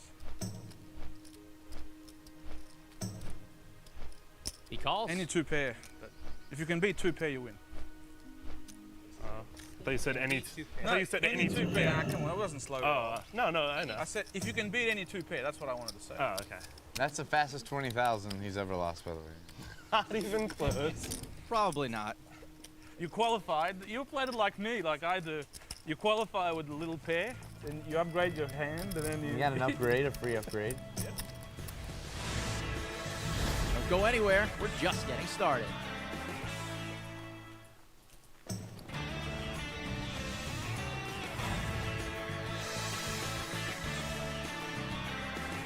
Welcome back to Las Vegas, where Gonzalez Cannon has been settling into the big game. And yes, his last name really is Cannon. While his dream job is to become a motivational speaker, Gonza will tell you he's got plenty of motivation to be here. Be careful. When they said they were looking for a loose cannon, are you kidding me? My name is Cannon. That's me. That's who I am. I knew I was going to be on this show, and that's the type of faith and the belief I have. My name is Cannon. They're looking for a loose cannon, and guess what? You better be careful what you ask for, because you got it. I come from very humble beginnings. What happened with our situation, which many Americans can identify with this, is that it just so happened that when the stock market crashed, it affected my family tremendously. The house I grew up in, we lost that home. You know, I was home for Thanksgiving last year, not realizing that would be the last time that I would set foot in the home I grew up in. And thank goodness my grandparents have a home to bring us in, because that's where we're at now. I want to help put my parents back on their feet. And so I'm here to help lessen that blow. I want them, my family, my mother, you know, my father to have their golden years be truly golden. If I'm able to do that What can I do for you? via this venue, Good day to you. man, it'll be a good thing, a very good thing. It's hard to make a joke about a guy who has such noble intentions, but did you see that kid in play haircut? All right, back to our house party. Have you known anybody to hit 5 half-court shots in a row consecutively, ever? We used to bet on those after practice every day. I'd never seen 5 in a row. Did it in high school. You did it? High school. Well, 5 half-court then shots we in a could row. beat these guys for sure. Yo, I'm guarding the paint. You probably couldn't do it again. I mean, that was one. Hey, it was a once in a lifetime opportunity. I got the paint. You got the paint covered? I got the paint covered. David P, a.k.a. Viffer, a.k.a. Dippy Dave, now a.k.a. Sherwin Williams. And the Cannon's going to straddle. Let me straddle, or do I have to make it 8? You should have realized I was going to be frustrated. Attention. Wow. Yes. My man. The cannon come out I fire. mean, let's go ahead and get it in, fellas. I mean, let's let's play this game. I like this guy. Oh my gosh. So action will start on Bobby instead. Deuce 8, folds. Hello. Grano out. What's your issue? Safe Unreal. travels. These kids come in here and they think they can just fold. Yeah.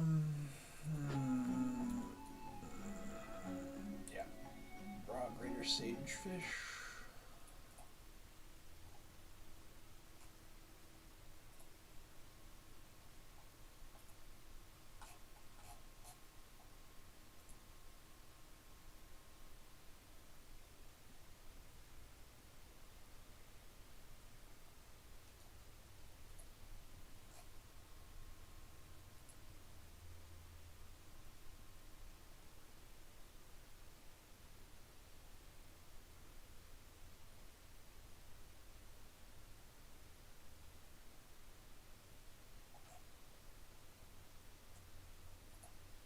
Wait, what? It'll spread. Oh, yeah, with the horde.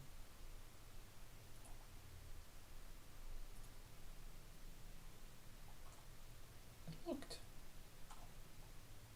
Shit.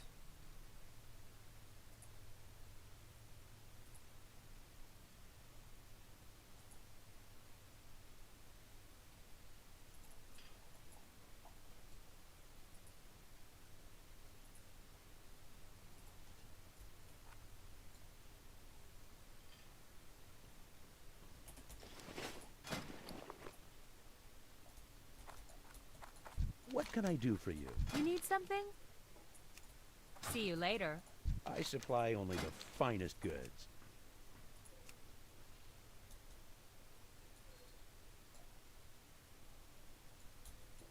See you later. Hello. Have a good one.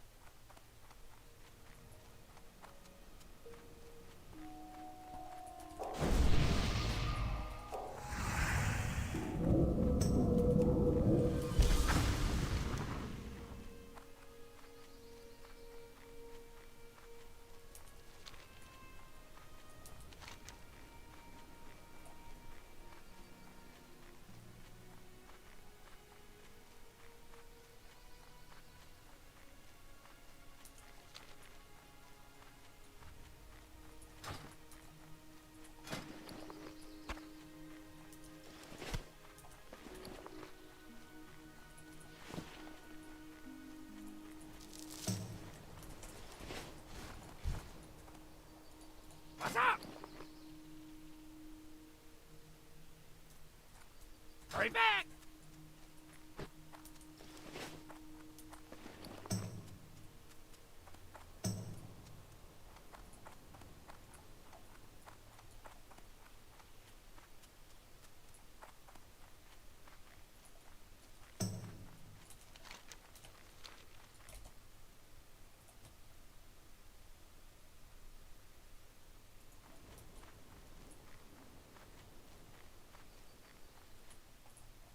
Every I know, hand. right? It's Like, sick. get the hell out of here. Come here to just.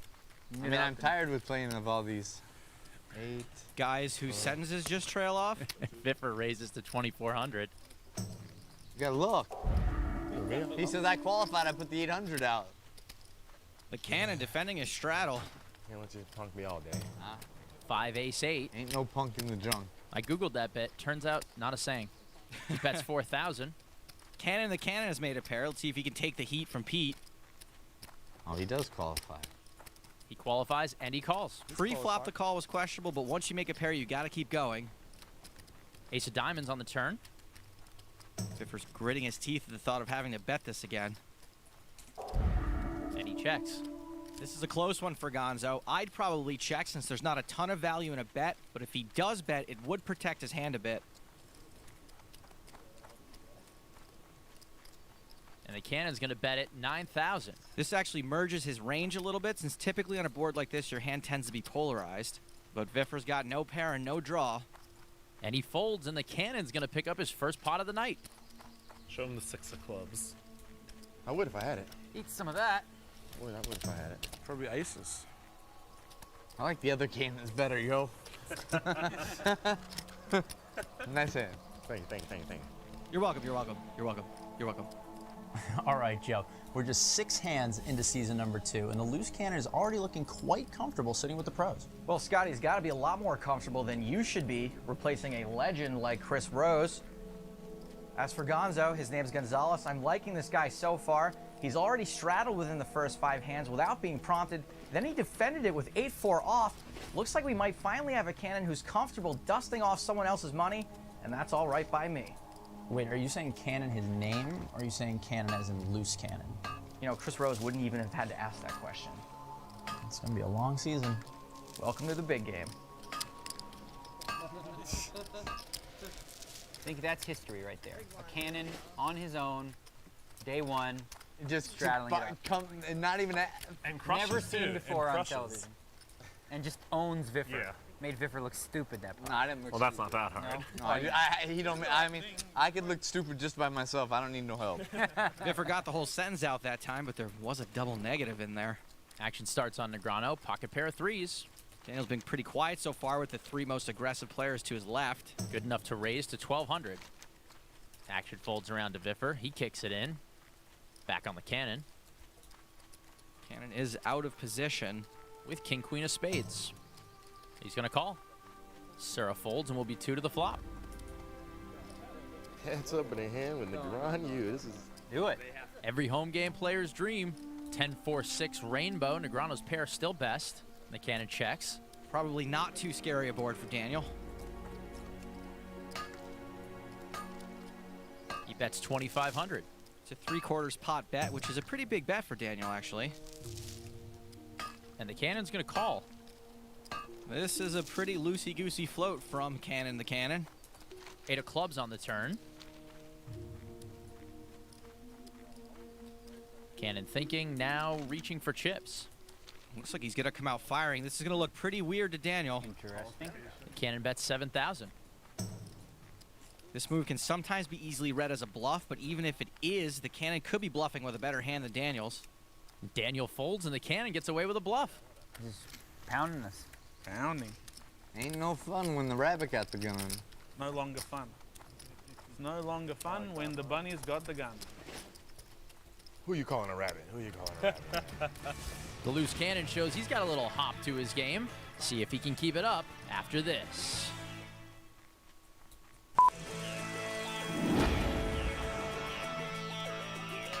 Because of my superb bankroll that I've been able to build over the last 10 years, I think that's very important, and I think that's why I'm very dangerous. Let them come after me, you know, I'm not afraid. I'm there, I'm committed, I've got the heart and commitment to the game, And I think the most they love me is because I'm qualified. I wonder if Tony G knows the difference between the words qualified and certifiable. Or straight and straight jacket.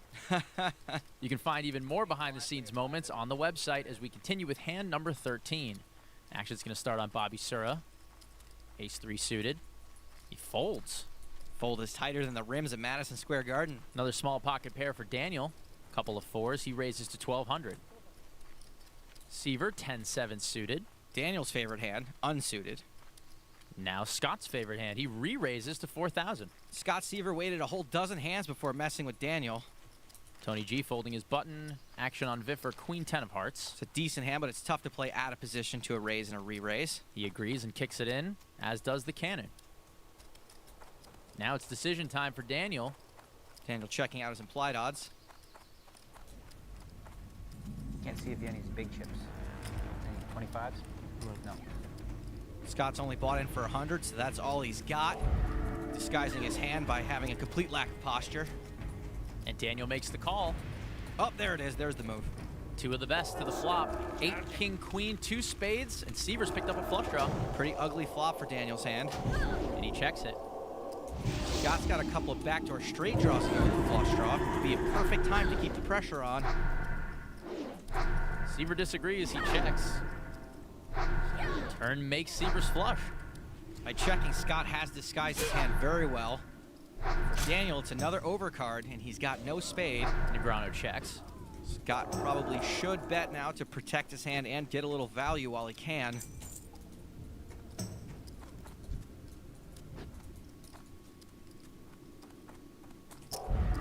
Seaver bets 7,300. Good enough. Seaver wins a pot worth 16,500. Seaver show. Yeah, down the most Seaver show. I'd rather watch the Mike Seaver show. Who doesn't love growing pains? Despite the win, he's still in an early hole, down more than 12,000. This 26-year-old is originally from Cold Spring Harbor, New York, and has cashed 12 times at the World Series of Poker, a bracelet in 08. All told, he's amassed more than $2.28 million in live tourney winnings. And for fun, sometimes he likes to put the emphasis on the wrong syllable, like saying king queen instead of king queen. So, Mr. Negreanu, can you tell us any good stories of your recent adventures? What? I mean, you've been traveling the world. Tell me, all I've been feeling lately is just playing online. I mean, We could tell, by the way. Can you, like, let us know when so we can... Yeah. When you're playing... I always tweet it. Yeah, I tweeted. You never just jump in, Scott. Man, I have to follow this Twitter Oh, you'd account. have me on, I have to follow this Twitter account. I didn't know there was a Twitter account. Daniel's had recent matches with great players and fared pretty well for the most part. It's the biggest pot you've ever won. It's in one hand. Seaver, king 10, raises to 1,500. Maybe like 600 or 700. 1,000. Yeah. No, not dollars. 600 million. 600 money. Hey, I don't know. Y'all play some big games, man. You know. How much? Action on the cannon, king jack off. 1 yellow and 1 white. My guess is the biggest 1 yellow, 1 white? 1 yellow, 1 white. I can do that. Much better. Cannon calls, and Sura folds. Forget about this. Ask him the biggest pot he's ever lost. All right, you'll get a quick answer on that one. $80. Everybody remembers the biggest one they lost. Flop is ace, king, deuce. Cannon called out of position, but he's got Seaver dominated. Both have got middle pair. He's checked it, and Seaver checks behind. Seaver's checking for pot control. Ace of clubs on the turn, pairs the board. Cannon still ahead. 2 yellows, 2 whites. Makes it 3,000. Scott was the last aggressor, but Gonzo now betting for value. Makes a good point. Seems fair. And Seaver calls. Yellows, 2 whites it is. I wonder how many silvers it's going to be this bet, though. Silvers are 5K chips. 6 of hearts on the river, changes nothing. Well, I'm expecting, my guess is 1 silver, 3 yellows. That would be 8K and a pretty decent value bet. Even though the board is scary, Scott's taking a pretty passive line. And Gonzo's counting out some yellows instead. 8,000. It was 1 silver and 3 yellows. Just spited me and did it differently. I didn't realize it. Cannon's metagaming Scott Seaver. Oh, I do not want to be in the business end of the Scott Seaver stare down. Scott's likely considering folding or calling. A raise is pretty much out of the question, but he's likely to think if the cannon doesn't have an ace, he's good. I'll let you add a Seaver wing to the house. Scott calls. Got a king. Gonzo's got the better king. I love it. Just a king. Everyone's making you show your hand first. It's pretty incredible. You didn't think it was good, I know. Just a king. Just like a bad king. Yeah, just the king. Like, oh, okay. So the cannon collects, let's see, 5 silvers and a yellow, right, Jeff? Or 26 yellows. This might be one of those tables where the loose cannon is the best player. Plenty of time to find out. More big game on the way.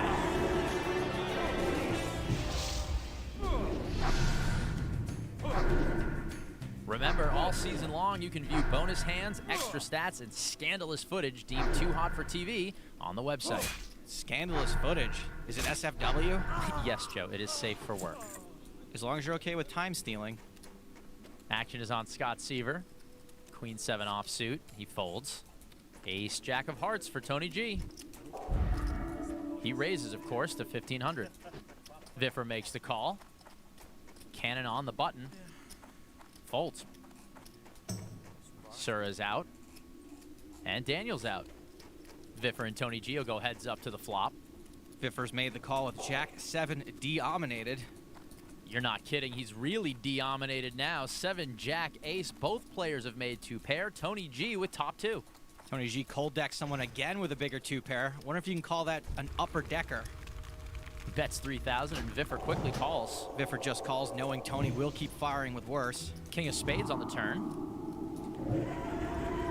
Tony G still way out in front. Bets 8,000. If Viffer were thinking of raising the turn, he may be changing his mind now. Draws came in, more were created, and a bigger 2 pair is even more likely now. Viffer calls. We're gonna see a river card. Love the belabored best hand side from Tony. Deuce of diamonds on the river. And he bombs it, 30,000 from Tony G. Classic Tony G river value over bet. More often than not, when Tony's bombed the river on the big game, he's had the winner. Still, I don't know if I could really blame Viffer for calling. Want to trade a card? This ain't a Yankee swap. That's how I ended up with my 3rd Snuggie. Off too cool, probably. God.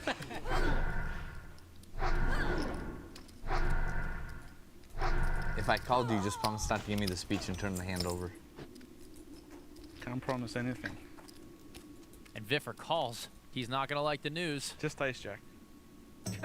Everyone's doing that. Just aces up. How does he ace king, you win, 3-7. Just an ace. There's a lot of ways I can lose the pot. 2 pair. What about like 2 pair? Yeah. 7, ace 7. Disqualified. Oh, this is like. Yeah, this is a slow roll table so far. You wanted me to give him a speech. You wanted it. He asked for it. Pretty sure he has to hold the speech. So with that hand, Viffer's gonna need a motivational speech from the cannon as he finds himself in the basement, down more than 55,000 already.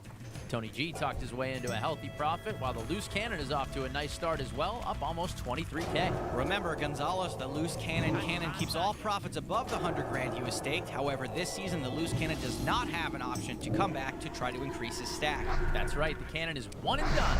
2. Action on Viffer. Folds. I don't ever raise people out of the pot. I always want them to be part of the show. Cannon limps over to Daniel. Like that ace jack, I didn't just like. Folds. Believe me, if I had ace jack, I would have just called. If I had ace jack, I would have just called. Seaver. My hand was far worse, so I had to raise. Completes. All right, jack. 2 friends. Tony G checks his option. I really don't love the limp out of the loose cannon. Even if he's afraid of having to call a re-raise, it's not so bad with a hand like Jack 10 suited. 8-5-3 on the flop. No one connects. Tony's king still best, and it checks around.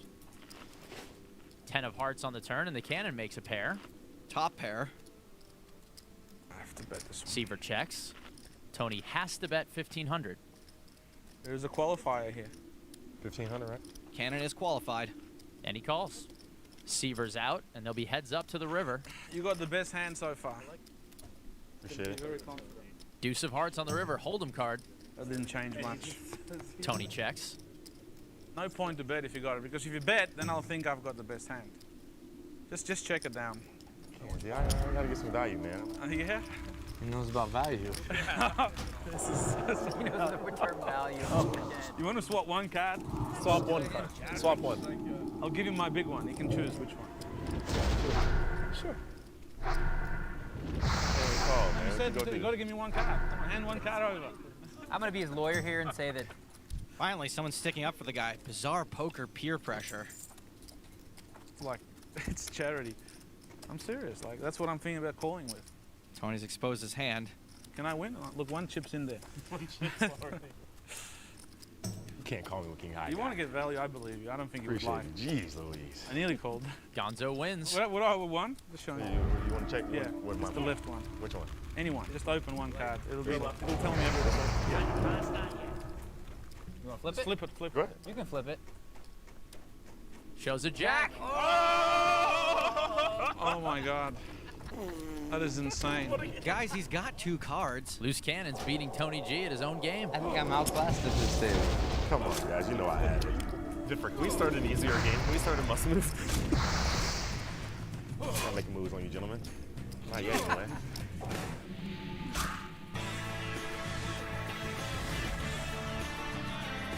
Welcome back to Las Vegas, where Viffer was just served an unpleasant slice of the big game by Tony G. After ending up on the short end of things, Viffer explained his thought process as we once again take you behind the poker face. Early in the session, a hand came up with me and Tony G where he raised in front of me and I called with the Jack-7 of diamonds. The flop comes to Ace-Jack-7 and I'm like, yes! But there's a flush draw there. Tony bets out and I just called because I figure I'm trapping him and he might think I have a flush draw. I'm like 95% sure I have the best hand. The turn comes to king and Tony bets 8,000. I'm thinking he might have ace-king here. He might have caught a good shot straight. No real reason to raise now, so I just called again. And the river brought like a deuce, which absolutely changes nothing, and Tony bets 30,000, and I'm like, what do you do? Like, he's either bluffing or he has me beat. Want to trade a card? After you call, probably. Oh, God. It's a really tough spot, but it's Tony G, and Tony could be like bluffing there a lot, or Tony could have like a really weak hand and think that I had a flush draw and make that bet. If I called you, just promise not to give me the speech and turn the hand over. Can't promise anything.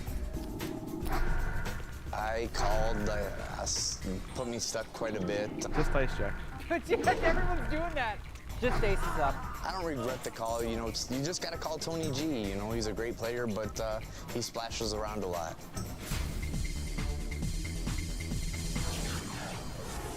Joe, the old adage is you have to give action to get action. Tony G, a prime example, working like a charm on Viffer. Yeah, but Viffer gave him action, but what he got in return was a speech. I mean, that's not fair. Plus, did you see Viffer's sad puppy dog face? I don't care what anyone says. This is reality TV. Well, 4 score and 23 hands in, the action will be back on Viffer. 9-8 offsuit. He folds. Suited connectors for the cannon. He can't wait to get in 400 bucks. Can't say I'm in love with the limping. If he gets raised now, is he just going to burn the 400? Ace-6 of clubs for Daniel. You can't call yet. Steamroll. I'm thinking about doing something. I mean, all you do is fold every hand. No, I haven't. I've played several. That's not true Just at all. raised the last hand. You're not paying attention. You're yapping. I'm playing every pot. Every pot, yeah. Pretty much. Negrano raises to 1,600. Ooh, loosey-goosey. Ha, crazy, wild, whoa. Seaver folds. Action on Tony G, a couple of jacks. We summed up the cards. Yes! Seaver's so happy he folded now. Tony G re-raising to 5,000. Cannon's out. What's that? Just have to get it in there. Get what, the whole thing? Tony's made a pretty strong move, but he's probably going to get some action based on his reputation. Daniel now facing a $3,400 re-raise. And makes the call. Daniel's not in great shape here.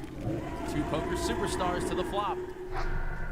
3-6 king, 2 spades. Tony G still best, but Daniel has qualified, as Tony would say. Tony not scared of the king. He bets out 8,000. Daniel's pair may make things a bit more expensive for him.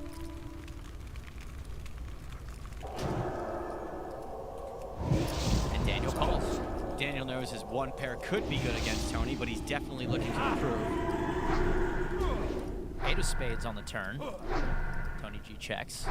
Tony slowed down a bit, but things have gotten worse for Daniel. He's got no spade, and if Tony were semi-bluffing the flop, Daniel would be drawing dead now. Checks to the river, 10 of hearts.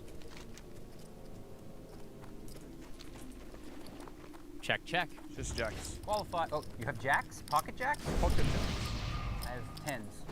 Tens would. Wait a minute, tens would have been a set. Still a 6, Daniel. If you're gonna lie about your hand, don't say it's something that would have won the pot. I was qualified. You were qualified. Better. Much better. Luckily, you didn't get it all in pre-flop. So Tony collects a pot of over 27,000 and continues to build his stack. Tony G only trails Scott Seaver in pots won so far at 26%, which is not unexpected because we all know what an action junkie the G is. But what really catches my eye is the fact that Biffer has yet to book a single win so far through 23 hands. Cannon third best at the table with 22%. Yeah, but he's got to stop all this limping BS.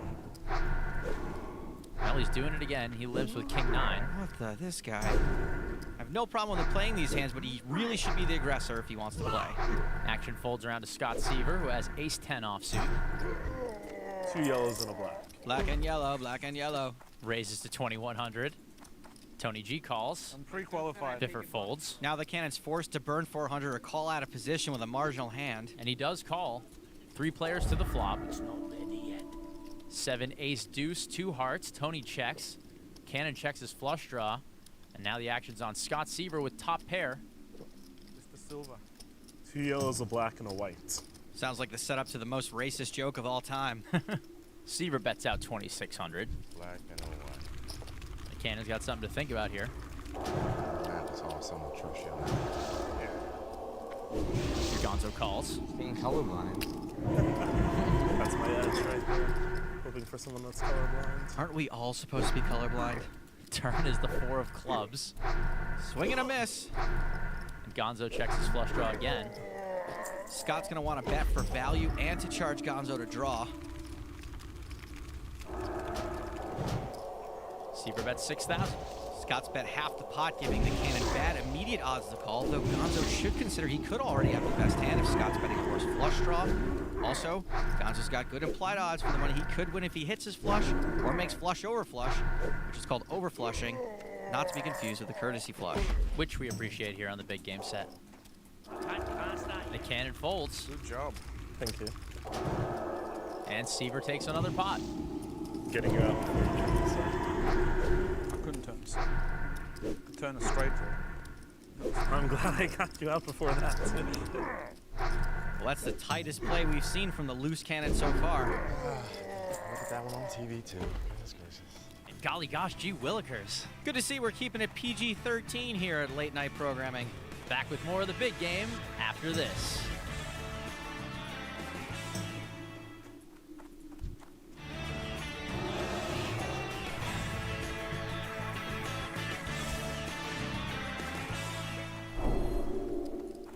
Welcome back to the big game. We've played 25 of the 150 hands to be played over the course of this week, and the action will start here on Daniel Negreanu. Jack 6 offsuit, he kicks it in. Scott Seaver, 10-7 offsuit. Daniel's favorite cards again. Not good enough for Scott, he folds. Tony G, king deuce off, lays it down.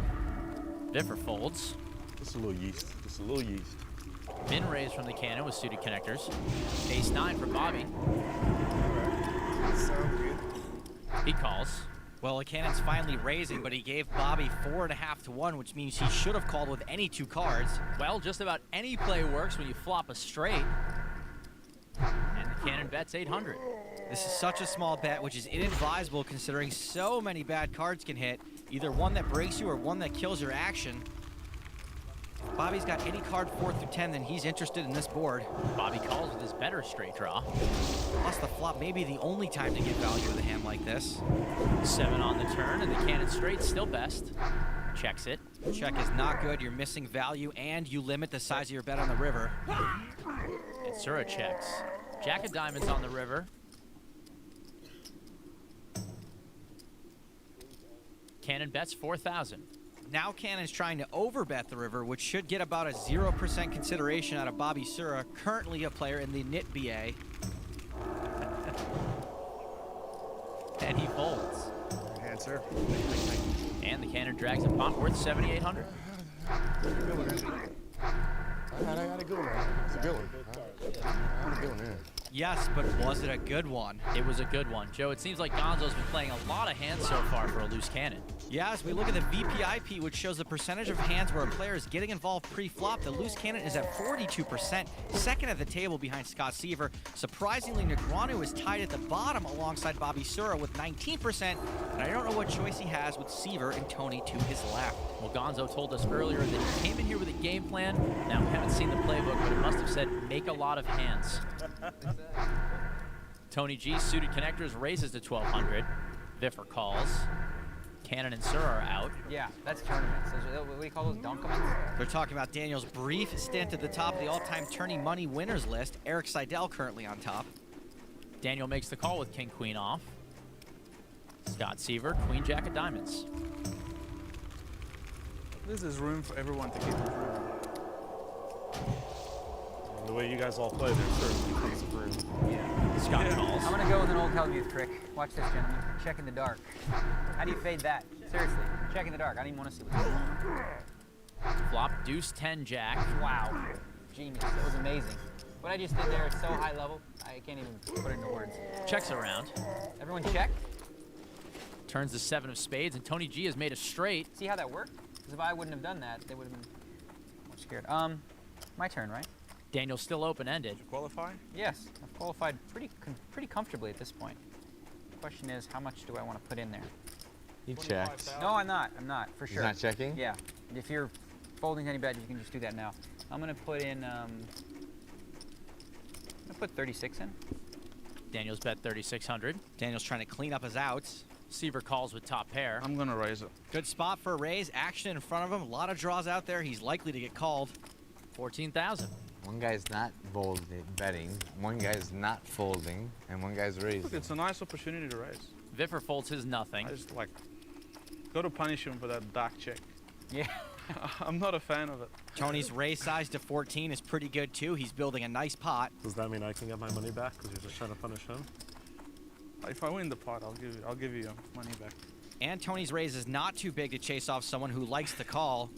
Daniel! This does not look good. For you or me? Yeah, for you. For me, it looks like you're involved in this. I'm involved. He's qualified.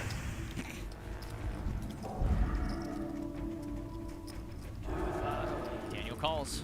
Now over to Seaver. Oops. Who's counting out chips, drawing dead. This would be real strong if the raise came now after waking You up. make it like 50,000. It's possible on a wet board like this that Tony could be semi-bluffing. Pretty freaky.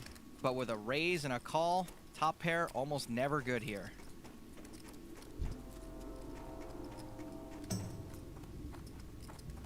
And Seaver folds. Oh, that was a big sweat.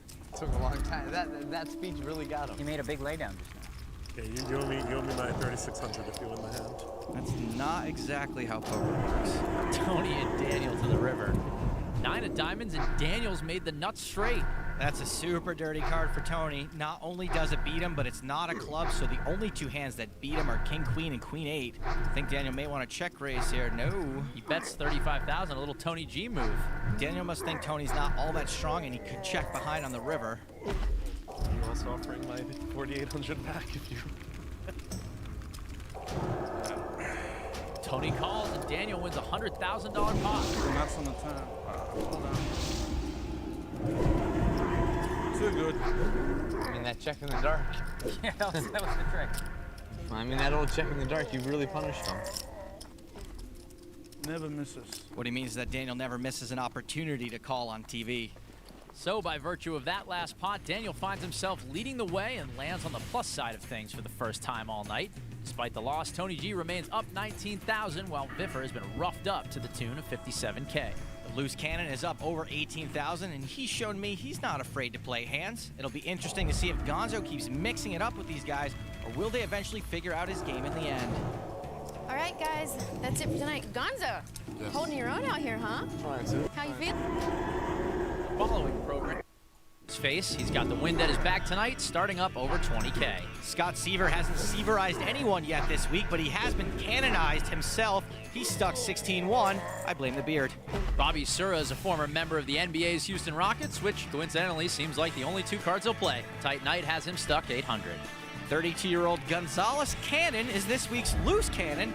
The Sacramento native is an entrepreneur who's hoping to strike it big this week in order to help out his family who took a financial hit recently. So far, he's up 18-4. Final player is Daniel Negreanu. After taking down a big pot from Tony G to end last night's action, Daniel's up almost 36,000, and right now he's with Amanda Leatherman. Daniel, what do you think of Gonzo, our loose cannon, so far? You know, I was going to tell you this, but seriously, this guy has come out of, like, he's been the most aggressive cannon we've ever seen before. He's really got game. No one's looked him up yet, which I'm surprised, because usually cannons are timid and weak. This guy's mixing it up. He's limping, he's raising, batting, and he's talking trash and straddling. He's like the whole package. I like him. Usually you beat up on the loose cannons. Well, I'm going to try to, but he's a little tougher, for sure. And plus, I've got this murderer's row behind me of, like, Scott Seaver, Tony G, Viffer. There's not, my hands are cuffed a little bit here, you know? Well, good luck. Yeah, thanks. Here's a look at the rules for the loose cannon. The loose cannon is staked $100,000 to play. He keeps all money above the initial $100,000. And the loose cannon, who's won the most money at season's end, earns a North American Poker Tour passport worth $50,000. A big change from last season is that the loose cannon can no longer come back to try to win more. We're keeping it to a strict 15 minutes of fame this season. We'll start here on hand number 30. Hey-yo, Slick. And the cannon will start with Big Slick, raises to 1,500. Jack deuce offsuit. Bobby Sura folds. Suited one gapper for Daniel, very playable for him. Calls the 1,500. He wants to play a pot in position against the amateur. Ace 9 offsuit for Scott Seaver. Must be a big hand there.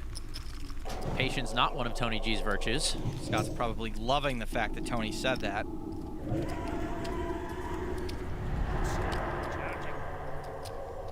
And Scott's going to re-raise to 6,500. Tony folds. Scott knows the cannon can't go crazy without something huge, and in position, he can outplay the cannon after the flop. 5,000. Just 5 yellows. Just 5? No silvers, no. I didn't use the silvers. Cannon calls. As they say, you brought me. Yeah, exactly. Daniel can't help himself getting 3-1. Yeah, you just do what he does, right? Yeah, I was just going to do it. Yeah, exactly.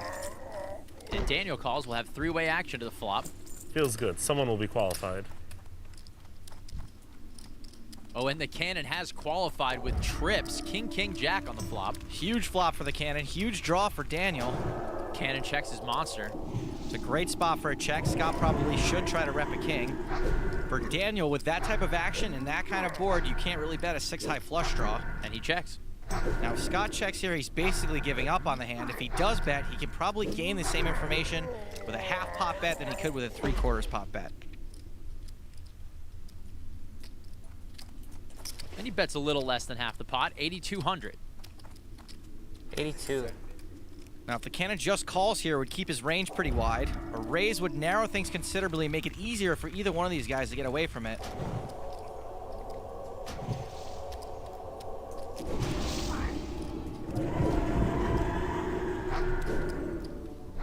Gonzo with a cannonball raises to 16,700. I have to give him credit for the size of the raise. If you're going to raise, make it look bluffy.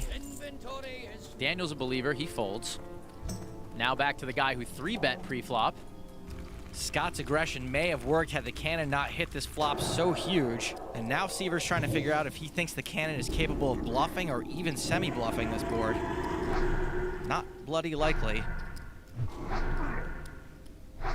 And Seaver waves the white flag. He folds. You got to bluff. Get a bonus. Nah, no bluff. No, you had aces? Wow. Liar. Me? Aces, yeah. No, he didn't. Just like get later. You beat aces, I know. Oh yeah, had aces destroyed. King, Big king, big king, big king. I didn't want to see no ace. I didn't want to see an ace. So as the cannon adds $22,000 in profit to his stack, here are the rules of the big game. Each table lasts exactly 150 hands. The action pre-flop is pot limit, then no limit after the flop. Blinds are 200, 400 with a $100 ante, all of which is paid by the player on the button. And every player begins with at least 100,000 but can rebuy for up to 500K. So you become a different kind of baller, huh? He went from a basketballer to like high stakes cash baller. You play a lot? A couple days a week, not that often. Not that often at all. Is this your job? Are you like another pro? No, more like a hobby. It's my job. I'd be on the streets. Actually, now, I don't know. If you're in a job with this game, you'd probably do all right. Yeah. I guess. No, just pointing to me there. Well, I said us. This game. I said us. Like I went this way. Yeah, you'd probably like be a winner with us. Action on Daniel. It's not that. That's not saying much. No, it's not. Seaver with an ace. A lot of sports, like great sportsmen like you, can become very good poker players. I haven't gotten there yet. I'm working on it. He'll try another raise to 1,200. You're looking good today. You're looking great. Tony G's out. Most basketball players don't play really well, though. Viffer. The ones I've seen. Calls. Did you make more money playing basketball or playing poker? Did okay playing basketball. Bobby Sura made 45 Milski playing basketball. Less injuries here, though. That's true. Yeah. Depends where you play. I've heard of some games that for back in the day. And we're heads up. 5-3 jack, 2 hearts, and Seaver's flopped the nut flush draw. Man, I got robbed at a poker game before. You did? Checks. I thought you didn't play high. It was a small game. That it was makes a it very even worse. It was like a small game. Like small game, and Viffer checks. if you got robbed, it would have been worth it. Turn is the 6 of spades. Now Seaver has a pair to go with his flush draw. And he checks it. My guess is Seaver checks so Viffer can bet and build a pot, thereby disguising his own hand. But Viffer checks, 6 of clubs on the river, and now Seaver's made trips. Well, this is actually better than Scott hitting a heart. It's way less obvious. He bets 2,100. For Viffer to even think about making this call, he's got to think Scott's bluffing pretty often in this spot. And he calls. Seaver shows a winner, and he's going to take down a small pot here. I wish the hearts would have came. Scott's happy, I think. You ever been robbed before, Viffer? I just got robbed there. Not sure your king high hero call counts as getting robbed. Well, Joe, I think we're seeing the old Scott Seaver here on the first 2 hands of the night. Scott's really been trying to dictate the action pre-flop so far this week. Not only is he playing the most hands with a 53% VPIP, but he also leads the table in 3-betting and raising pre-flop, 1 in every 3 opportunities. Despite that small win, Scott's aggressive approach hasn't quite paid off for him yet. He's currently down 27,000. Watching that show Hard Time, do you ever watch that show on National Geographic? I've never seen it. Such a good show where you're like, they're in prison. It's such a good show. You haven't watched it, Hard Time? Are you talking to me? Yeah, now, there's a hard time for women, because the women are hard too. They're rough. I think I would be tough. You'd be all right. You'd be popular in prison, I think. Shut up. Well, I'm just saying, you know, because you're such a bubbly personality. Oh. Yeah. You'd be popular in prison too, Dan. It's just your bubbly personality. I mean, I'll tell you what, I'd have, if I was in prison, I already thought I would have people on my payroll. I promise you that. I got a question for you. Tony G in the straddle. How much would you pay Yes. not to go? To prison? Every single penny that I have and every penny that I can make for the next 10 years, I would pay. Right, it's a year. I wouldn't go to jail for 6 months. Right, I mean, I can't think about... He would never make it. I would do fine, okay? No. Viffer raises with suited connectors. I have money and I can get coffee, I can trade cigarettes, I can do all that stuff. But you're a brat. I'm a brat. You need a lot of things. In jail, I might be quiet. I'd be like, is this vegan? I'm just going to let that sit. So, Viffer raised. Ace Jack for the cannon. I need 3 vegan meals a day in prison. I'm sure the vegan meals and the highlights will really win over the cellmates. Gonzo calls. Over to Sura. Couple of jacks. He should be able to play this one. Call or re-raise would be fine. Yeah, he's playing. And he calls. Look at this pot. I mean, this is tremendous. Daniel folds. I hope I have a qualifying hand. I didn't need much to have a qualifying hand. Seaver folds. Ace, queen of diamonds for Tony G. Certainly qualifying. Calls. I have a huge hand. I'm forced to play. Like, I have to respect Whipper. What do you have behind you? Not much. I'm winning. Oh, is that it? That's it. 4 players to the flop. 6, 8, 8, and the Whiffer didn't whiff this time. Whiffer flops trippers. Tony G with the nut flush draw. He checks. Viffer's pretty short going into this hand. 7,000. But Viffer's in a great spot since he was the pre-flop aggressor and he connected with this board so huge. Cannon's out. Bobby Sura could be in trouble since 2 jacks will be the best hand often enough on this board. Then again, he never really was known for his J's. And he calls 7,000.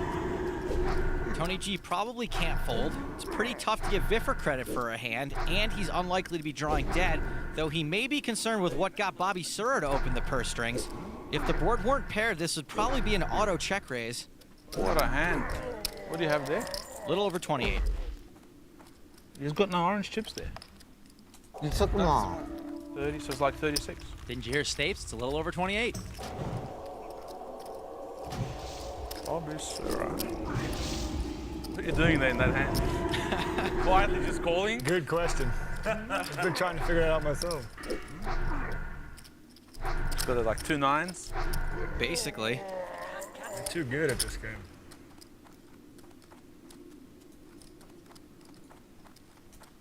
All right, I'm gonna drop it. This is a big laydown. What are you doing here? I don't think I can condone this You plan. could never imagine, but don't ever tell anyone. Yeah. Tony G has Scott fold for him. Tony G makes a pretty tight laydown. We're gonna have to pull his Maniac card. To the turn. 9 of hearts. 2 9s, I knew it. You killed my action. I'm all in. Viffer's all in for over 28,000. Oh, should have re-read it before the flop. Smells like someone has Jacks. You got it. someone has jacks, I think.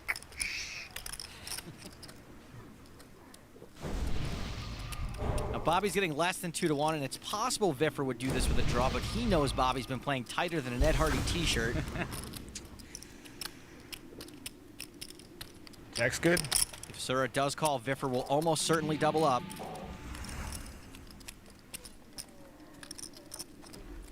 I hate to see this one on TV too. Dylan, muck that hand. Sura makes a good laydown. In this case, tight is right. We're gonna see it real soon anyways. Show us one card. Do you want to see? Sure. We're gonna see it. Here's what I'll tell you. I'll tell you the truth. You're either way ahead or way behind. Not way ahead. How can jacks ever be way ahead? He could be way ahead or way behind. Your verbiage is definitely inaccurate. All right, I'm not very educated. English only at the table, sir. Don't go anywhere. We're just getting warmed up.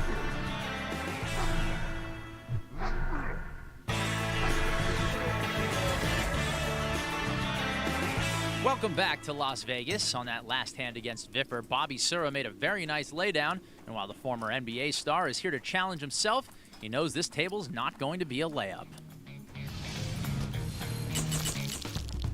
Well, I played 11 seasons in the NBA. I was in the 1996 Slam Dunk Contest. Also was a participant in the three-point contest in 2000.